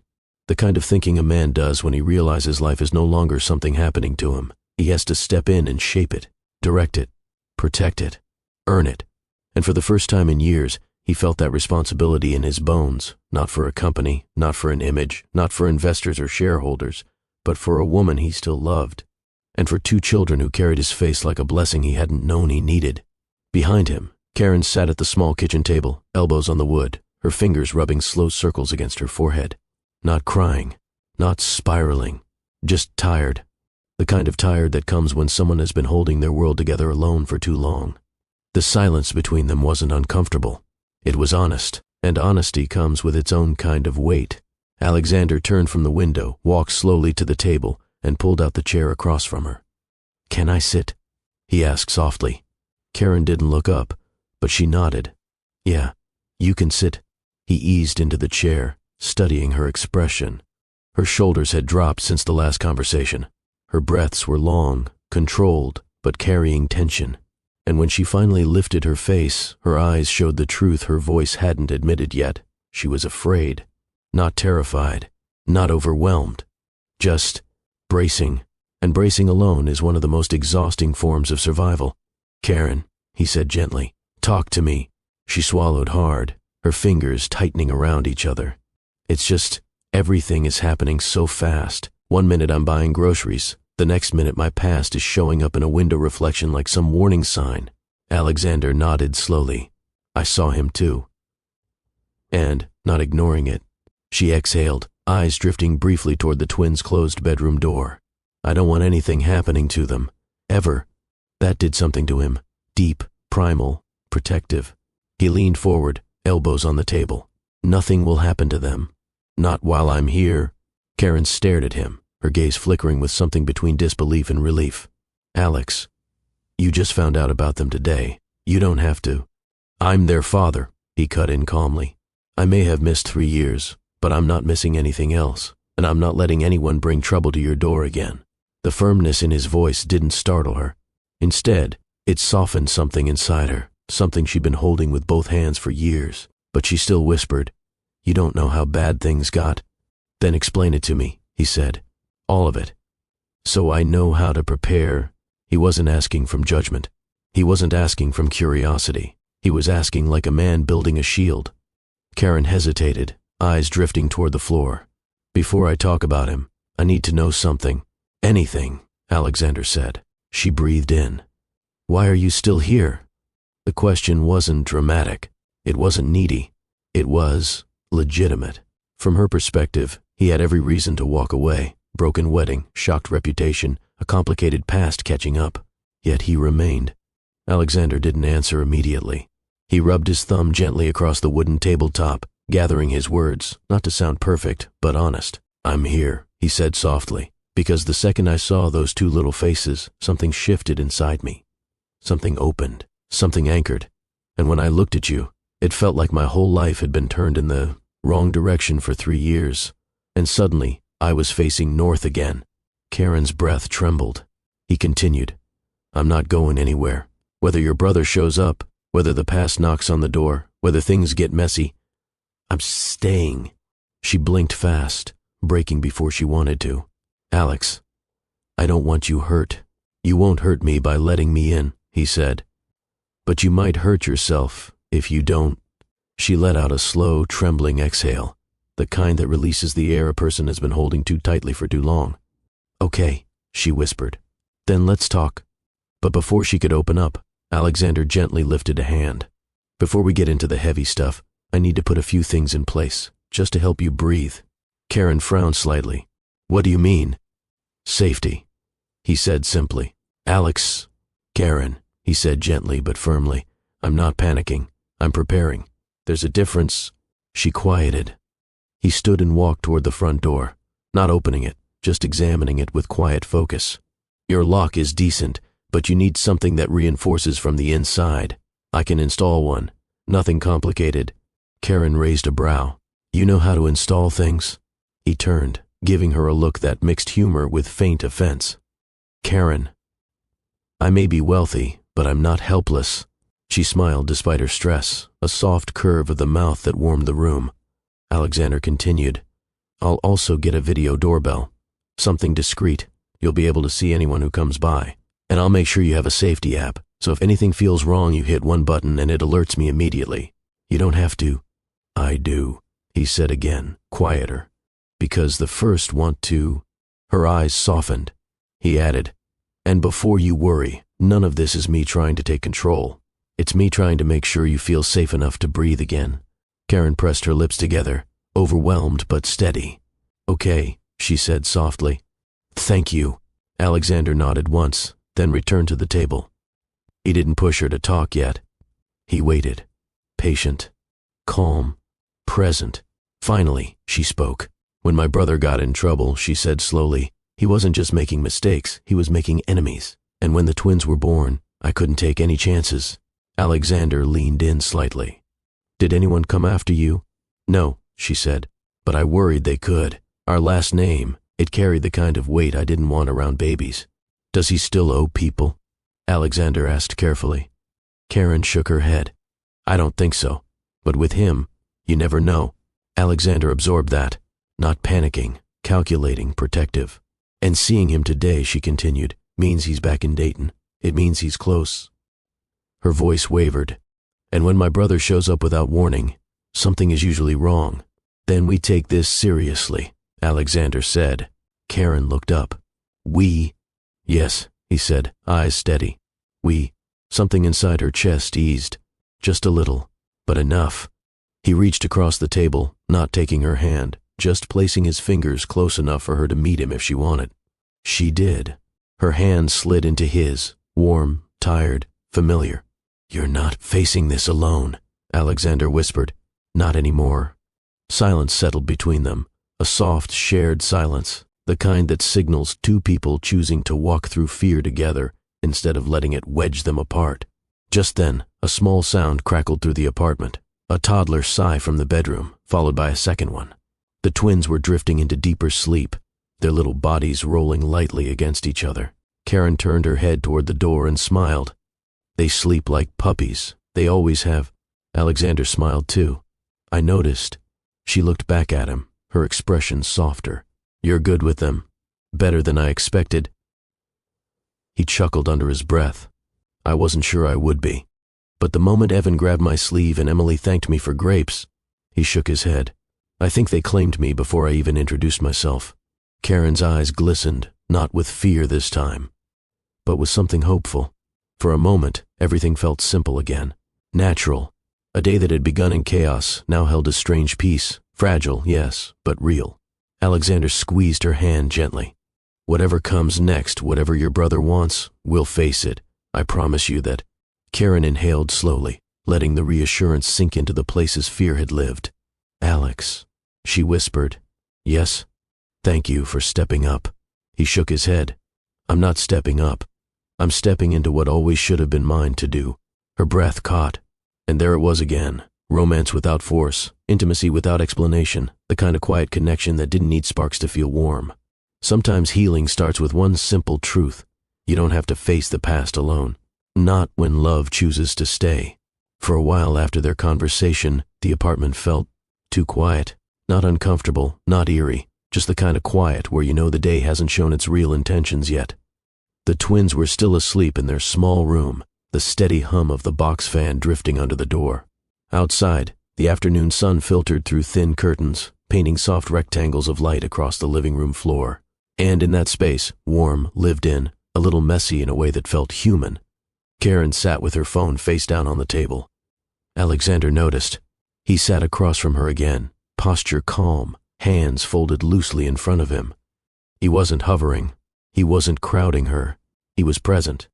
Steady, patient, grounded in a way she hadn't felt from someone in a long time. "You keep staring at your phone," he said gently. "Is something worrying you?" Karen exhaled through her nose, a quiet sound that carried months, maybe years of unspoken tension. "It's nothing yet," she murmured. I have this feeling." "What kind of feeling?" "The kind that shows up right before my brother does." Alexander didn't dismiss it. He didn't roll his eyes. He didn't question her intuition. He simply nodded, the subtle tightening of his jaw revealing how seriously he took her words. "Then let's stay alert," he said softly. They didn't have to wait long. The phone vibrated suddenly, a single buzz, then another, then a longer tremble, like the device itself knew this wasn't a casual message. Karen froze. Alexander leaned forward slightly, eyes moving to the phone without touching it. "You can check it," he said gently. Her fingers hovered above the screen for a moment before she flipped it over. One notification, no name, just a number she hadn't seen in years. The message preview made her breath catch. "We need to talk." Karen closed her eyes, pressing the phone to her forehead as if the contact alone could steady her heartbeat. "Oh no. He found my number again." Alexander kept his voice low. "Is it him?" "Yes," she whispered. "Are you sure?" Karen nodded. That's how he always starts. No greeting, no explanation. Just, "We need to talk." Like the last 3 years didn't happen. "Do you plan on opening it?" She swallowed. "I have to." Alexander didn't interrupt. He didn't reach for the phone. He simply shifted his chair closer, not enough to invade her space, but enough that she would feel him beside her, not in front of her. She tapped the message. The full text appeared. "Heard you moved. Didn't know you had kids. You home?" Karen's shoulders tensed. "No, no, no, no. He doesn't need to know where I live. Does he know your address already?" Alexander asked calmly. I don't know," she whispered. "He has a way of finding things out. He always has." Alexander inhaled through his nose, steady and controlled. "Okay, let's take this one step at a time. No rushing, no panic." Karen read the message again, fingers trembling. Why would he send this? Why now? "Maybe he wants something," Alexander said. "Or maybe he's in trouble again." Her eyes filled with quiet frustration. "That's the problem, Alex. With him, there's always something. It's never just hello. It's never just, how are you? It's always, wait." Alexander nodded slowly. "You've been carrying that weight for too long." Her voice cracked. "I tried to separate my life from his. I tried to keep the twins protected. I didn't want any connection between them and what he's been involved in." "You did the right thing," Alexander said firmly. "You protected them the best you could. That matters." She wiped the corner of one eye. It didn't matter enough. He's already circling. "Karen," Alexander murmured, "you're not facing this alone. Not anymore." Her breath shook again. Then came another buzz. Another message. She read it silently, lips parting in disbelief. "I saw you today. We need to talk.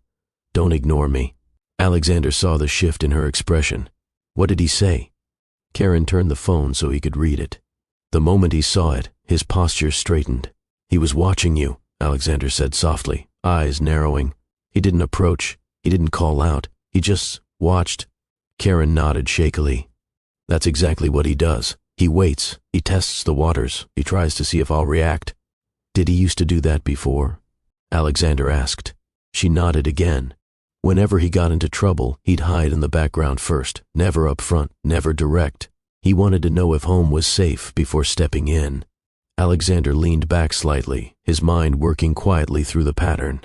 Then him showing up in that reflection wasn't random. Karen swallowed hard. Nothing he does is random. The phone buzzed again. Another message. This one shorter, sharper. You're gonna talk to me. Karen set the phone down like it was hot. Alex, I can't deal with this. Not today. Not now. Not with everything else happening. Alexander reached over, not touching her hand, but resting his fingers near hers. A silent invitation. She took it, their hands linked without hesitation this time. You don't have to engage with him yet, Alexander said calmly. Take a breath. He can wait.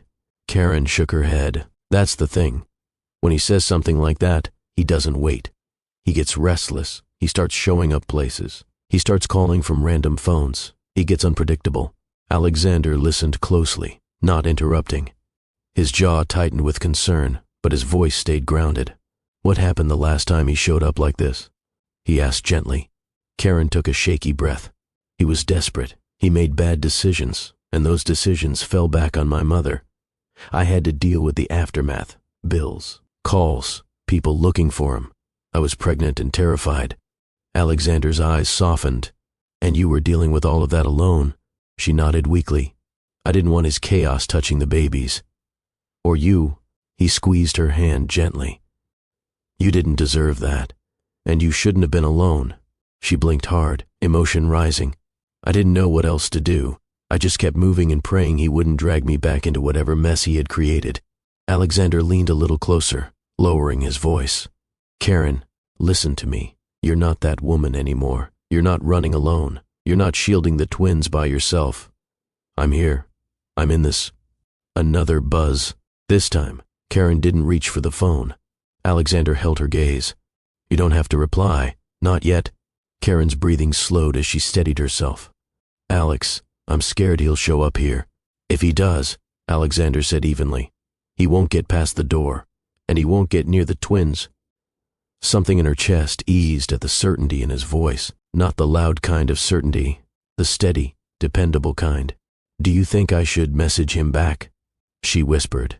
Alexander took a moment, a thoughtful, intentional pause. I think, he said carefully, you should respond when you feel ready, not when he demands it. You set the boundaries now, not him. Karen nodded faintly, processing his words. Then she whispered, I don't think I've ever set a boundary with him. Alexander gave her hand another soft squeeze. Then maybe this is the moment. Her eyes glistened, not with fear this time, but with a flicker of strength returning. She picked up the phone slowly. Her thumbs hovered over the keyboard. I don't know what to say, she murmured. Say the truth, Alexander said gently. The truth has been chasing you long enough. She inhaled deeply, slow, steady. Then she typed. Her hands trembled slightly, but the words appeared clearly on the screen. You don't show up without warning anymore. If we talk, it has to be on my terms. She stared at the message. She didn't press send. Not yet. Alexander watched her, calm and patient. Whenever you're ready, Karen breathed out, whispered a small prayer under her breath, and then tapped send. The message left like a stone thrown into still water. Soft impact, big ripples. She set the phone down again, exhaling deeply. Okay, it's done. Alexander nodded with quiet pride. That was brave. It didn't feel brave, she admitted. It felt like my whole stomach flipped. Bravery usually feels like that, he replied softly. Another vibration buzzed across the table. Karen froze. Alexander didn't move. Whenever you're ready. Karen reached slowly for the phone, her pulse visible in her throat. One new message. She opened it. Her face changed, eyes widening, breath catching. What does it say? Alexander asked gently. Karen turned the screen toward him. It read, Fine, then we meet tomorrow. Public place. You pick. Alexander absorbed the words, then nodded slowly. Okay. That gives us time to prepare. Time to choose a location where you feel safe. Time to talk things through. Karen swallowed. Alex, I don't know if I'm ready to see him. He leaned closer, eyes warm, voice steady. You don't have to be ready. You just have to know you won't be alone. Her voice shook. You'll come with me? He looked at her like the answer was obvious. I wouldn't let you go without me. A long, vulnerable silence filled the room. One that didn't feel heavy, only honest. Karen exhaled slowly. Okay, she whispered. Then we plan. Alexander nodded. We plan. And somewhere in the apartment, the twins shifted in their sleep, soft, peaceful, oblivious to the way their world was already being protected before they even opened their eyes again. The twins woke up first. Not all at once, not loudly, just a soft rustling of blankets and the quiet thump of a small foot hitting the crib wall. Karen and Alexander both heard it from the living room, their heads turning in the same direction, their expressions shifting from tension to something warmer, something grounding. Parents, whether seasoned or brand new, know that certain sounds pull you out of your thoughts like a hand reaching into still water. Children's footsteps, children's breathing, children's voices. It all brings you back to the present. Karen wiped her palms slowly against her jeans. I should get them. Alexander offered a small smile. We can get them.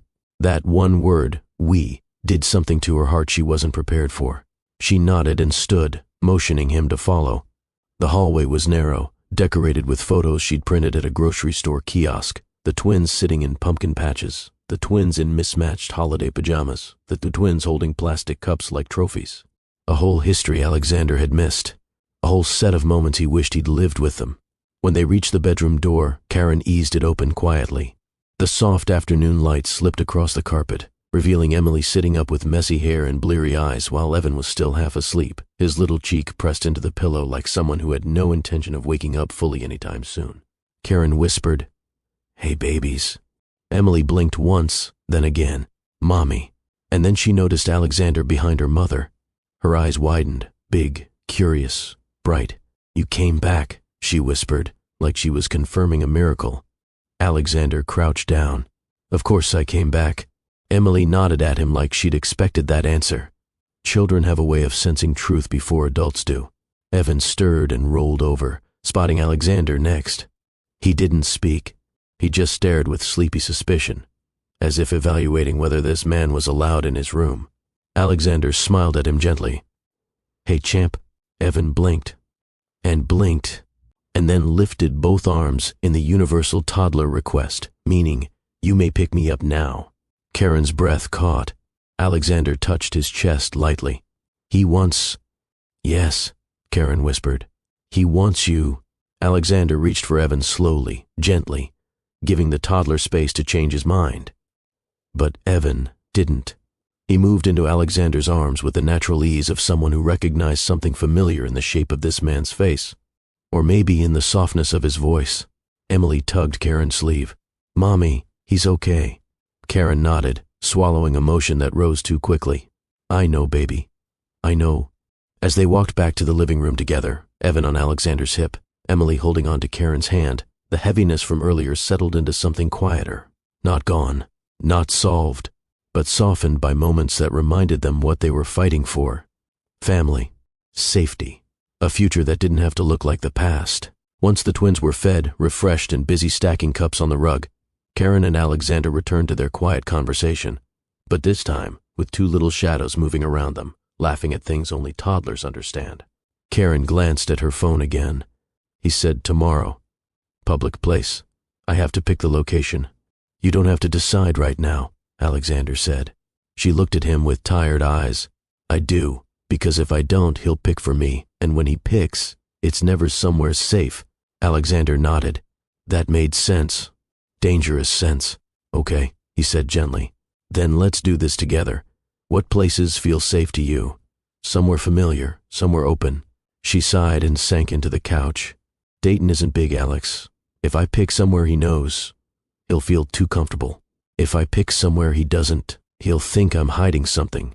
So we choose something neutral," Alexander said. "Not your territory, not his. Somewhere simple."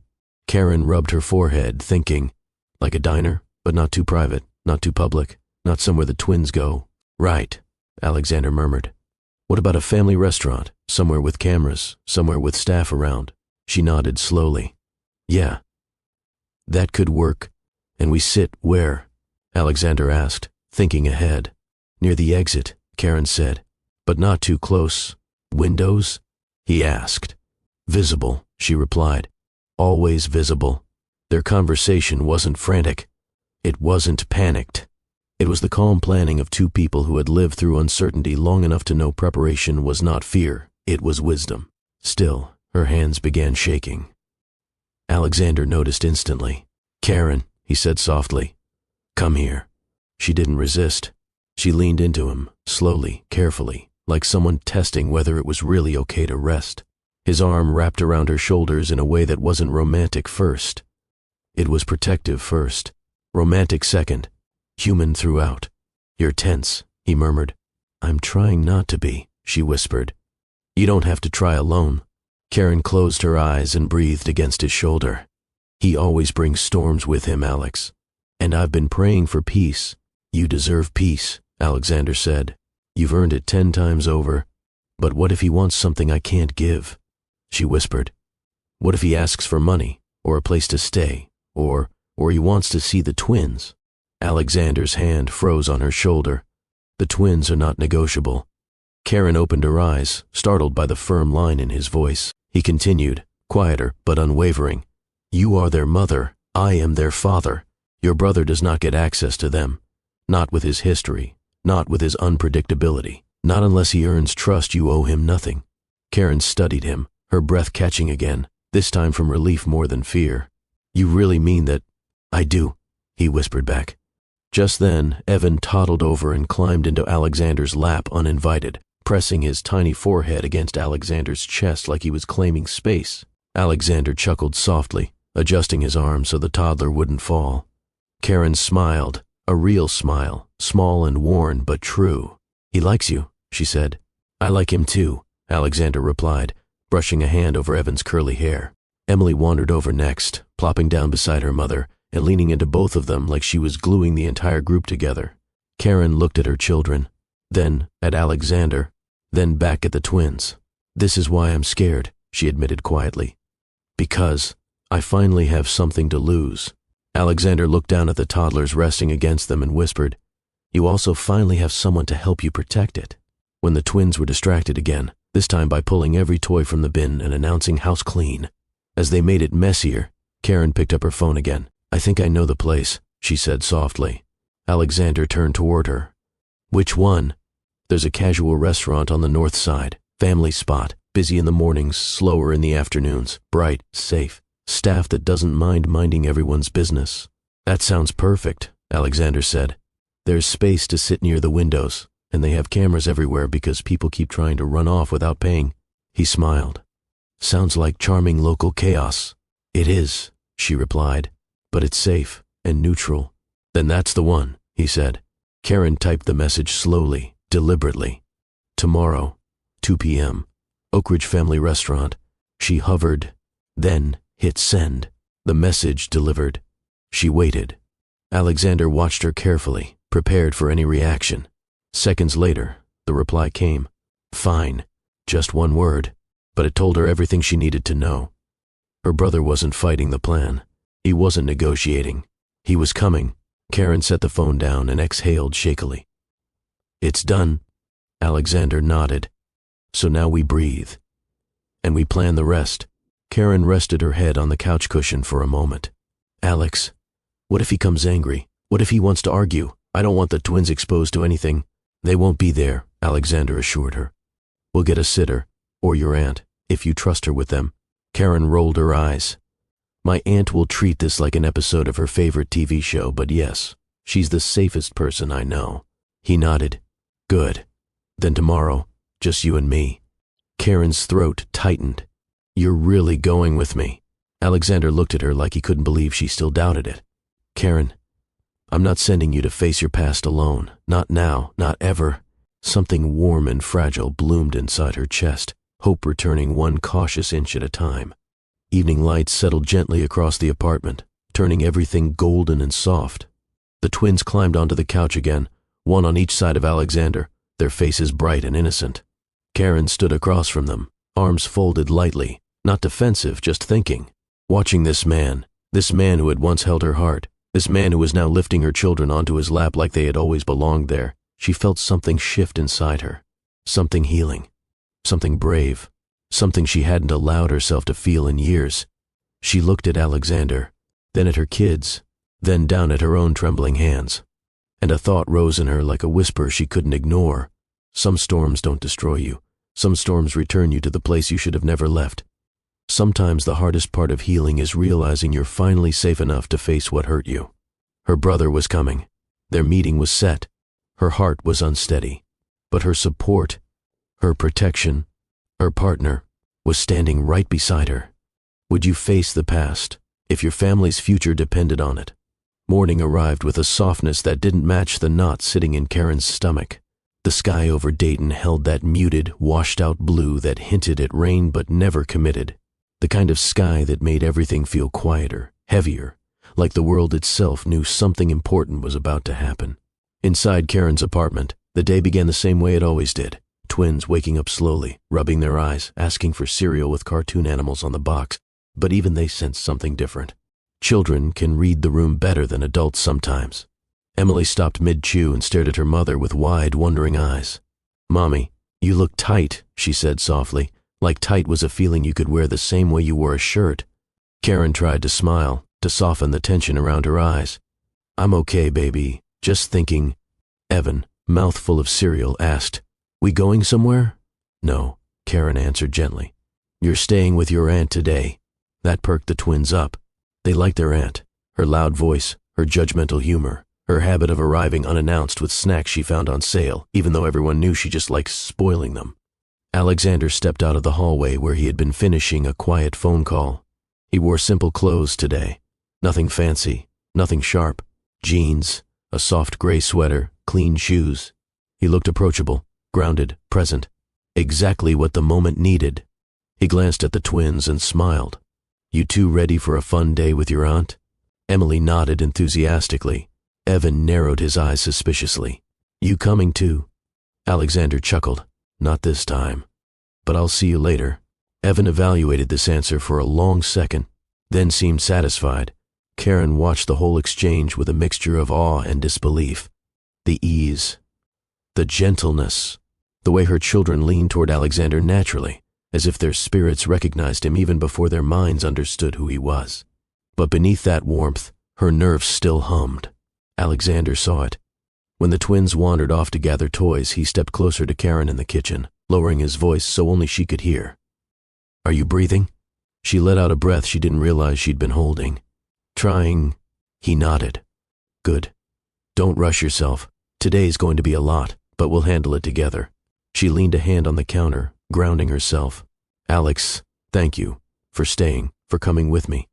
I know you didn't plan any of this." He met her eyes, steady and warm. "Life doesn't always ask what we planned. Sometimes it hands us the thing we were supposed to face, whether we're ready or not." That line sank into her bones. He reached out, not grabbing her, not overwhelming her, just resting 2 fingers lightly over hers. A simple, steady contact. "You don't face him alone," he whispered. She nodded, and for the first time since the message arrived, her breathing steadied. They dropped the twins off with Karen's aunt, who cracked jokes the entire time about daytime. Drama and meeting scenes, but under her noise was a clear message. "I'm here. I've got them. Go handle what you need to handle." Karen hugged the twins one last time. Evan clung for a moment, sensing something he didn't have the words for yet.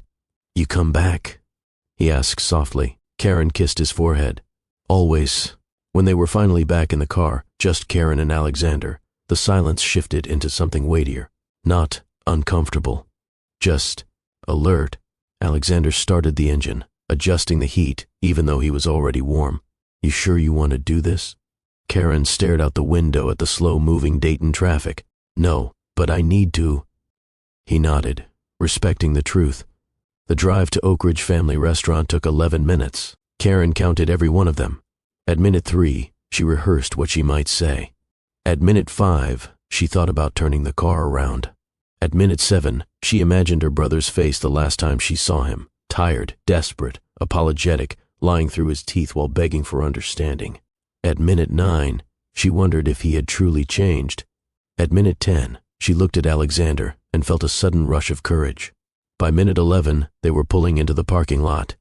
Oak Ridge Family Restaurant sat on the corner of a well-traveled road, a modest building with big windows, faded red awnings, and a chalkboard sign out front that read, "Kids eat free on Tuesdays." Inside, you could already picture the smell of frying bacon, cheap coffee, and syrup-soaked waffles.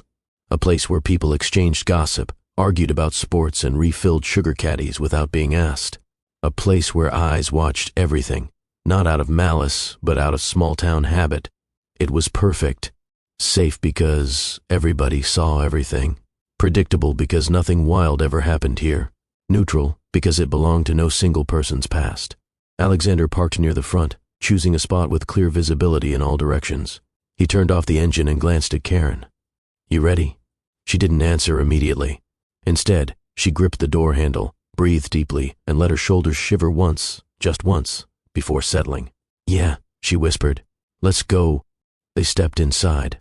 The restaurant was half full, families finishing late breakfasts, older men discussing weather patterns, a young cashier chewing gum with the speed of someone who hated her shift but needed it anyway. A hostess looked up. "Two."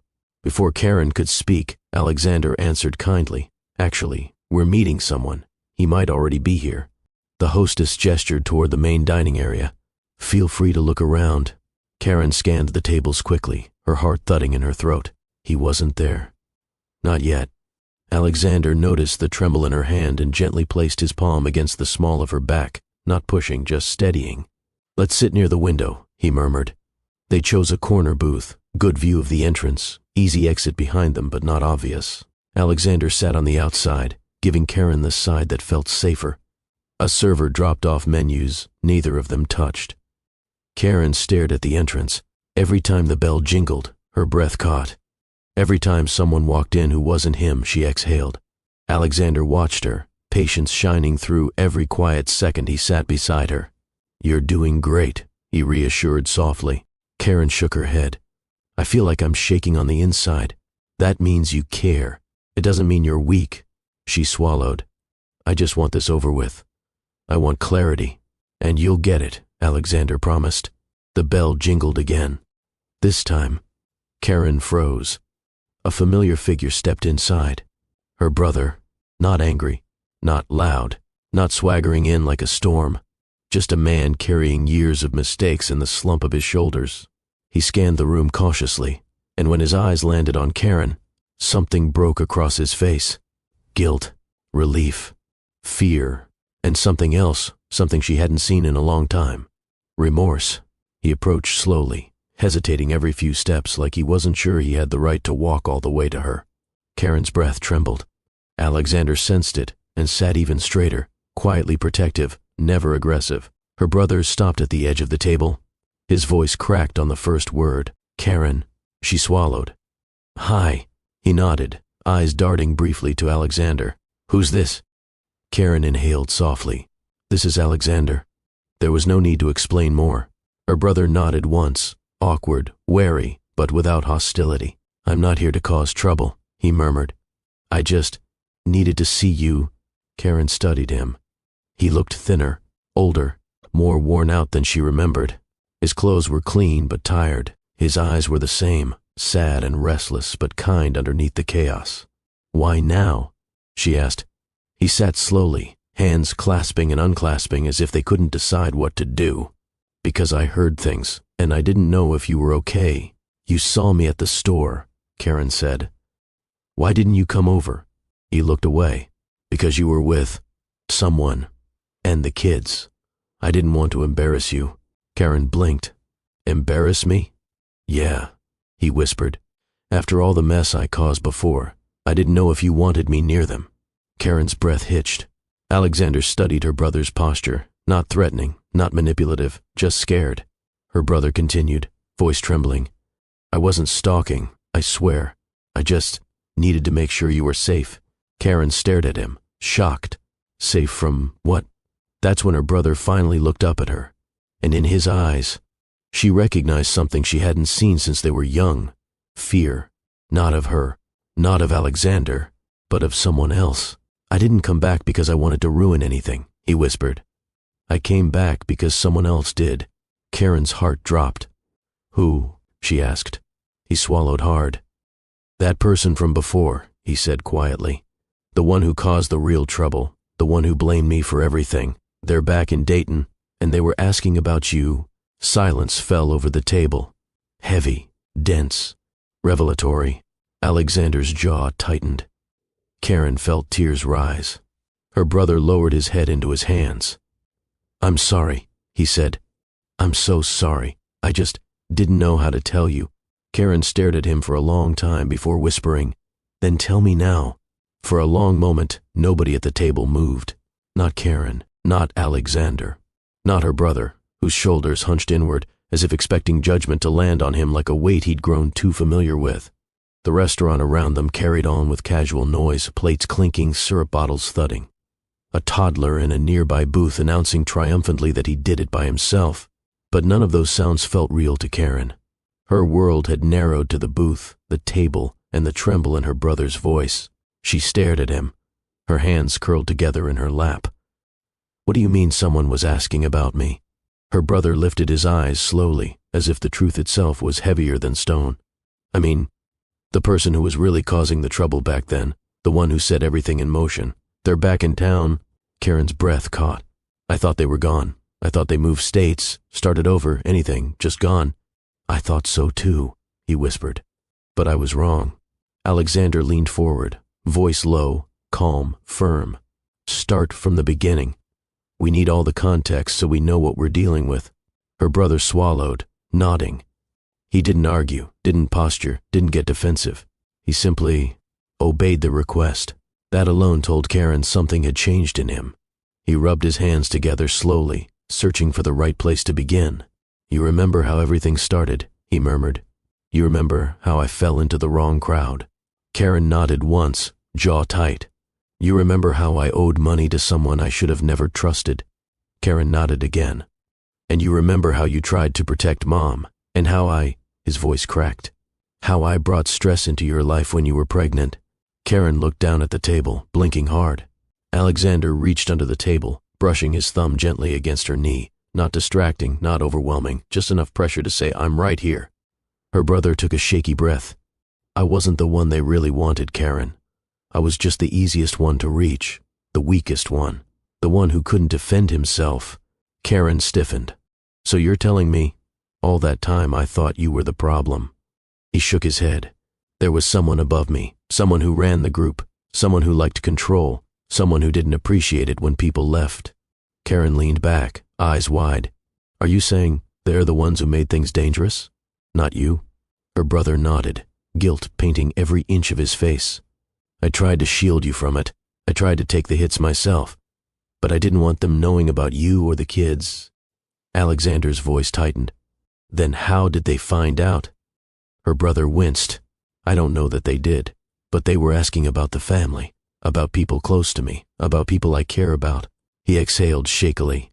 "I think they're trying to pull me back in." Karen's mouth fell open. Alexander's fists curled slightly, resting on the table with silent tension. Her brother continued, voice trembling. "When I saw you in that parking lot, I didn't want you to think I was spying. I was checking to see if anyone else was watching you too." Karen blinked. Hard. "Watching me?" "Yes," he whispered. "Because if they're asking questions, they might try to use you to get to me." For a moment, Karen couldn't speak. Not because she didn't understand, not because it was too much, but because the truth rewrote the last 3 years of her life in an instant. She had left Alexander because she feared she would be a burden. She had raised the twins alone because she feared the past would stain them. She had hidden herself because she feared danger she didn't fully understand. But now the danger wasn't from the brother she distanced herself from. It was from someone else entirely, someone she hadn't even considered, someone who had moved beneath the surface like a shadow she didn't see coming. Karen whispered, "Were they the reason you stayed away?" Her brother nodded slowly. "I didn't want them anywhere near you, or the kids. That's why I disappeared. I wasn't abandoning you, I was protecting you." Karen felt her breath stutter. "Why didn't you tell me?" "Because telling you puts you in the storm," he said. "And I knew you were already carrying so much. I figured distance was safer for you." Karen's throat tightened. "It wasn't safer for me. It just made me feel alone." Her brother shut his eyes in pain. Alexander leaned forward gently. "Karen," he said softly, "you didn't do anything wrong. You made decisions based on the little information you had. Your brother hid the truth because he thought it would shield you." Karen swallowed hard. "But I lived 3 years scared and confused. I lived 3 years thinking everything was falling apart because of him." Her brother's voice cracked. I know. And I'm sorry. I'm so sorry. I didn't know how to protect you without hurting you. Karen stared at him, hurt, frustrated, relieved, overwhelmed, all at once. Alexander watched her carefully. He didn't speak. He let her feel everything she needed to feel. Then he shifted his gaze to her brother. What does this person want from you? Her brother rubbed the back of his neck. Money, loyalty, favors. They want me back under their thumb. But I'm not that person anymore. I'm trying to straighten my life out. You're scared, Alexander said quietly. He nodded. Yes, because if they went digging enough to know I have family here, they might come around. Karen shivered. Alexander reached for her hand, intertwining their fingers. Then we prepare, not in fear, strategically. Her brother looked up, eyes weary but grateful. I didn't come here to drag you into anything. I just needed you to know. And I needed to see with my own eyes that you're okay. Karen took a long breath. I'm getting there. Her brother nodded. I can leave town if you want, if that makes you safer. That struck something deep in Karen. Running again won't fix anything, she whispered. Her brother's eyes softened.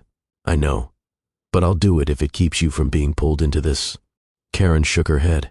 No, I'm tired of running. I'm tired of fear deciding everything.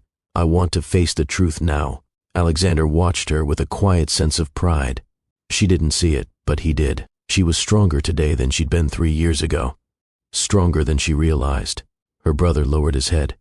I don't deserve your forgiveness, Karen. Karen's voice softened. Forgiveness isn't the point right now. The point is the truth. And we need all of it. Alexander nodded in agreement. You said this person is back in Dayton. How sure are you? Her brother's jaw clenched. 100%. I saw them. They didn't see me, but they were asking questions. And what do they know about Karen? Alexander asked. Nothing specific, he said. Just that she was my sister and that I was close with her before. That's why I've been watching from a distance, to make sure nobody else was watching her too. Karen inhaled sharply. So, you were protecting me? He nodded. Trying. Karen leaned back, pressing a hand to her chest as if calming her own heartbeat. I thought you were the danger. Her brother's voice broke. No, sis. I was trying to keep the danger away. A tear slipped down Karen's cheek before she could stop it.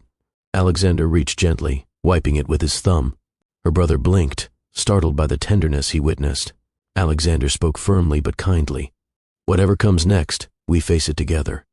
Not separately, not in confusion, together. Karen looked at him, emotion filling her eyes. Her brother looked between them, his sister, exhausted from years of survival, and the man who had stepped into her life with protection instead of pressure. You love her, her brother said quietly, surprise and respect coloring his tone. Alexander didn't deny it. He didn't posture. He simply said, yes. Karen's breath caught. Her brother nodded slowly, approvingly. Then she's safe with you. Karen looked at her brother, really looked at him, and for the first time she saw not the source of fear, but the survivor beneath the chaos, the boy she grew up with, the boy who had laughed with her, protected her, and now, in his broken adult way, was trying to do it again. What do we do now? Karen whispered. Alexander held her hand tighter. Her brother leaned forward. This is the moment when the illusion shatters, and the truth asks whether you're finally ready to stop running. What they did next would define everything that came after. The conversation in that booth at Oak Ridge Family Restaurant didn't end quickly. Truth rarely does. Truth takes its time, settling into every corner of a person's heart like a slow sunrise, color by color, breath by breath. Karen's brother sat across from her and Alexander, rubbing his palms against his jeans as if trying to wipe away the years. He looked smaller somehow. Not physically, emotionally, like the weight he'd been carrying had bent him inward, making him quieter, humbled, more aware of the damage silence could leave behind. Karen stared at him, not with anger anymore, but with exhaustion that finally had a place to rest. Her voice was soft when she spoke. I thought you left because you didn't care about us. Her brother's eyes shone, guilt shimmering across the surface. I left because I cared too much to drag you through everything. I didn't want them touching you. I didn't want them knowing I even had a sister. He swallowed hard. I didn't want my mistakes landing on your kids. Karen's throat tightened. They're your niece and nephew. I know, he whispered. and they deserve a world better than the one I messed up in. Silence settled again, thick, emotional, but no longer suffocating. Alexander finally broke it. His voice was calm but firm. What happens next? You said they're back. What does that mean for you, for Karen? Her brother exhaled, shoulders sinking. They think I owe them, and if I don't give them what they want, they'll look for leverage. A flash of tension crossed Karen's face. Alexander saw it instantly.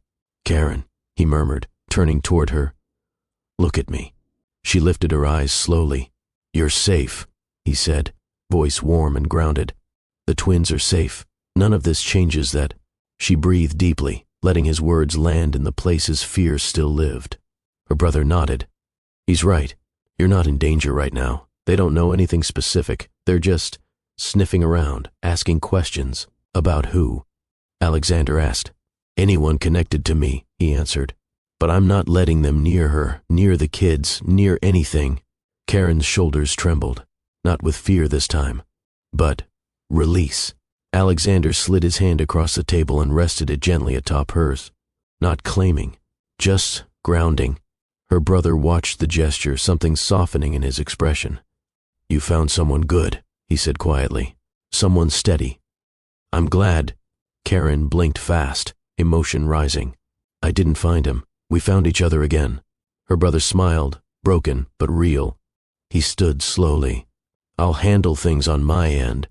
I'm not pulling you into it. Karen stood too. No, not alone. She looked him dead in the eye. Running and hiding is what broke us in the first place. Her brother opened his mouth to argue, but Alexander spoke first. We make a plan, he said. We stay informed, we stay smart, but we do not let fear steal this family's peace. Karen stared at him. Her brother stared too. The quiet confidence in Alexander's tone carried weight, protective, steady, rooted in love that wasn't loud but undeniably present. Her brother finally nodded. Okay, I'll let you know if anything changes, but for now, just take care of each other. His eyes softened. That's all I ever wanted. He reached out, slowly, and Karen stepped forward, allowing him to hug her for the first time in years. It wasn't dramatic. It wasn't perfect. It was messy, uneven, trembling. But it was healing. He whispered into her shoulder. I'm sorry. For everything. Karen closed her eyes. Just don't disappear again. I won't, he promised. They separated. Alexander stepped forward then, offering his hand. Karen's brother looked at it, then accepted it. And in that small shake, something bigger happened. A fractured family began to stitch itself back together. Her brother left first, slipping out the door with a quiet nod. Karen and Alexander remained in the booth for a long moment after, letting the weight of the morning settle into acceptance.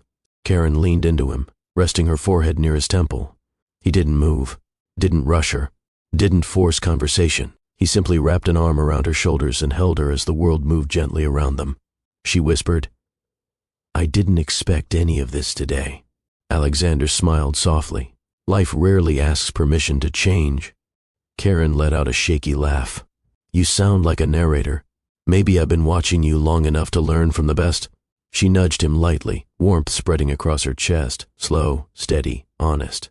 Alex, she murmured. Yes? I'm tired of running. I know, he said. And you don't have to run anymore. She lifted her head, studying him, really studying him. His calmness, his certainty, his protective nature that wasn't possessive but rooted in genuine care. The way he looked at her, not like she was a burden, but like she was a place he'd been trying to return to. I want to build something real, she said. Not just for me, for the twins, for us. Alexander's expression softened into something almost reverent. Then we build, he whispered. No fanfare, no dramatic music, just truth. And truth is enough. The twins burst into the room the second their aunt opened the door, sprinting straight toward Karen and Alexander like two small comets of pure joy. Emily jumped into Karen's arms. Evan tripped halfway across the floor, then got back up and barreled into Alexander's legs. Alexander scooped him up effortlessly, and Evan immediately pressed his tiny cheek against his chest, murmuring, You came back. Alexander smiled, deep, warm, vulnerable. Of course I did. I'll always come back. Karen watched him hold her son, watched her daughter tug gently on Alexander's sleeve, asking for attention too, watched the way he balanced both toddlers with the care of a man who knew what he'd almost lost. And in that moment, for the first time in 3 years, Karen felt still enough to breathe, still enough to trust, still enough to hope. They all settled onto the couch, Karen in the middle, twins climbing across both adults like jungle gym explorers, Alexander laughing softly when Evan accidentally stepped on his stomach mid-climb. Karen leaned against Alexander without thinking, their shoulders touching, their breath sinking slowly. The world felt less heavy, not fixed, not perfect, but possible. And possibility is the starting point of healing. Some families are built by blood, others are built by choice.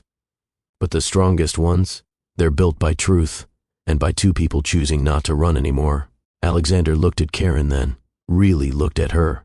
"Whatever comes next," he said softly, "I'm here, not out of obligation, not out of guilt, but because I love you, and I love them, and I want this life with you." Karen's eyes filled instantly. She whispered, "I love you too, Alex." He leaned his forehead to hers, soft, gentle, YouTube-safe intimacy, and breathed her in like the missing piece of his life finally had a place. The twins giggled, unaware of how important that moment was, just happy their little world felt warm, safe, whole. Later, when the twins drifted off to sleep, when the weight of the day began to dissolve into calm, healing doesn't always arrive quietly. Sometimes it walks through the door wearing old memories, carrying broken apologies, asking if you're ready to stop running. And love doesn't chase you down. It waits until you're strong enough to choose it. Then it walks beside you the rest of the way. So now I'll leave you with one question. What does love look like when you finally stop running from it? Thank you for watching Mr. Dave's Stories, where every story teaches, touches, and transforms.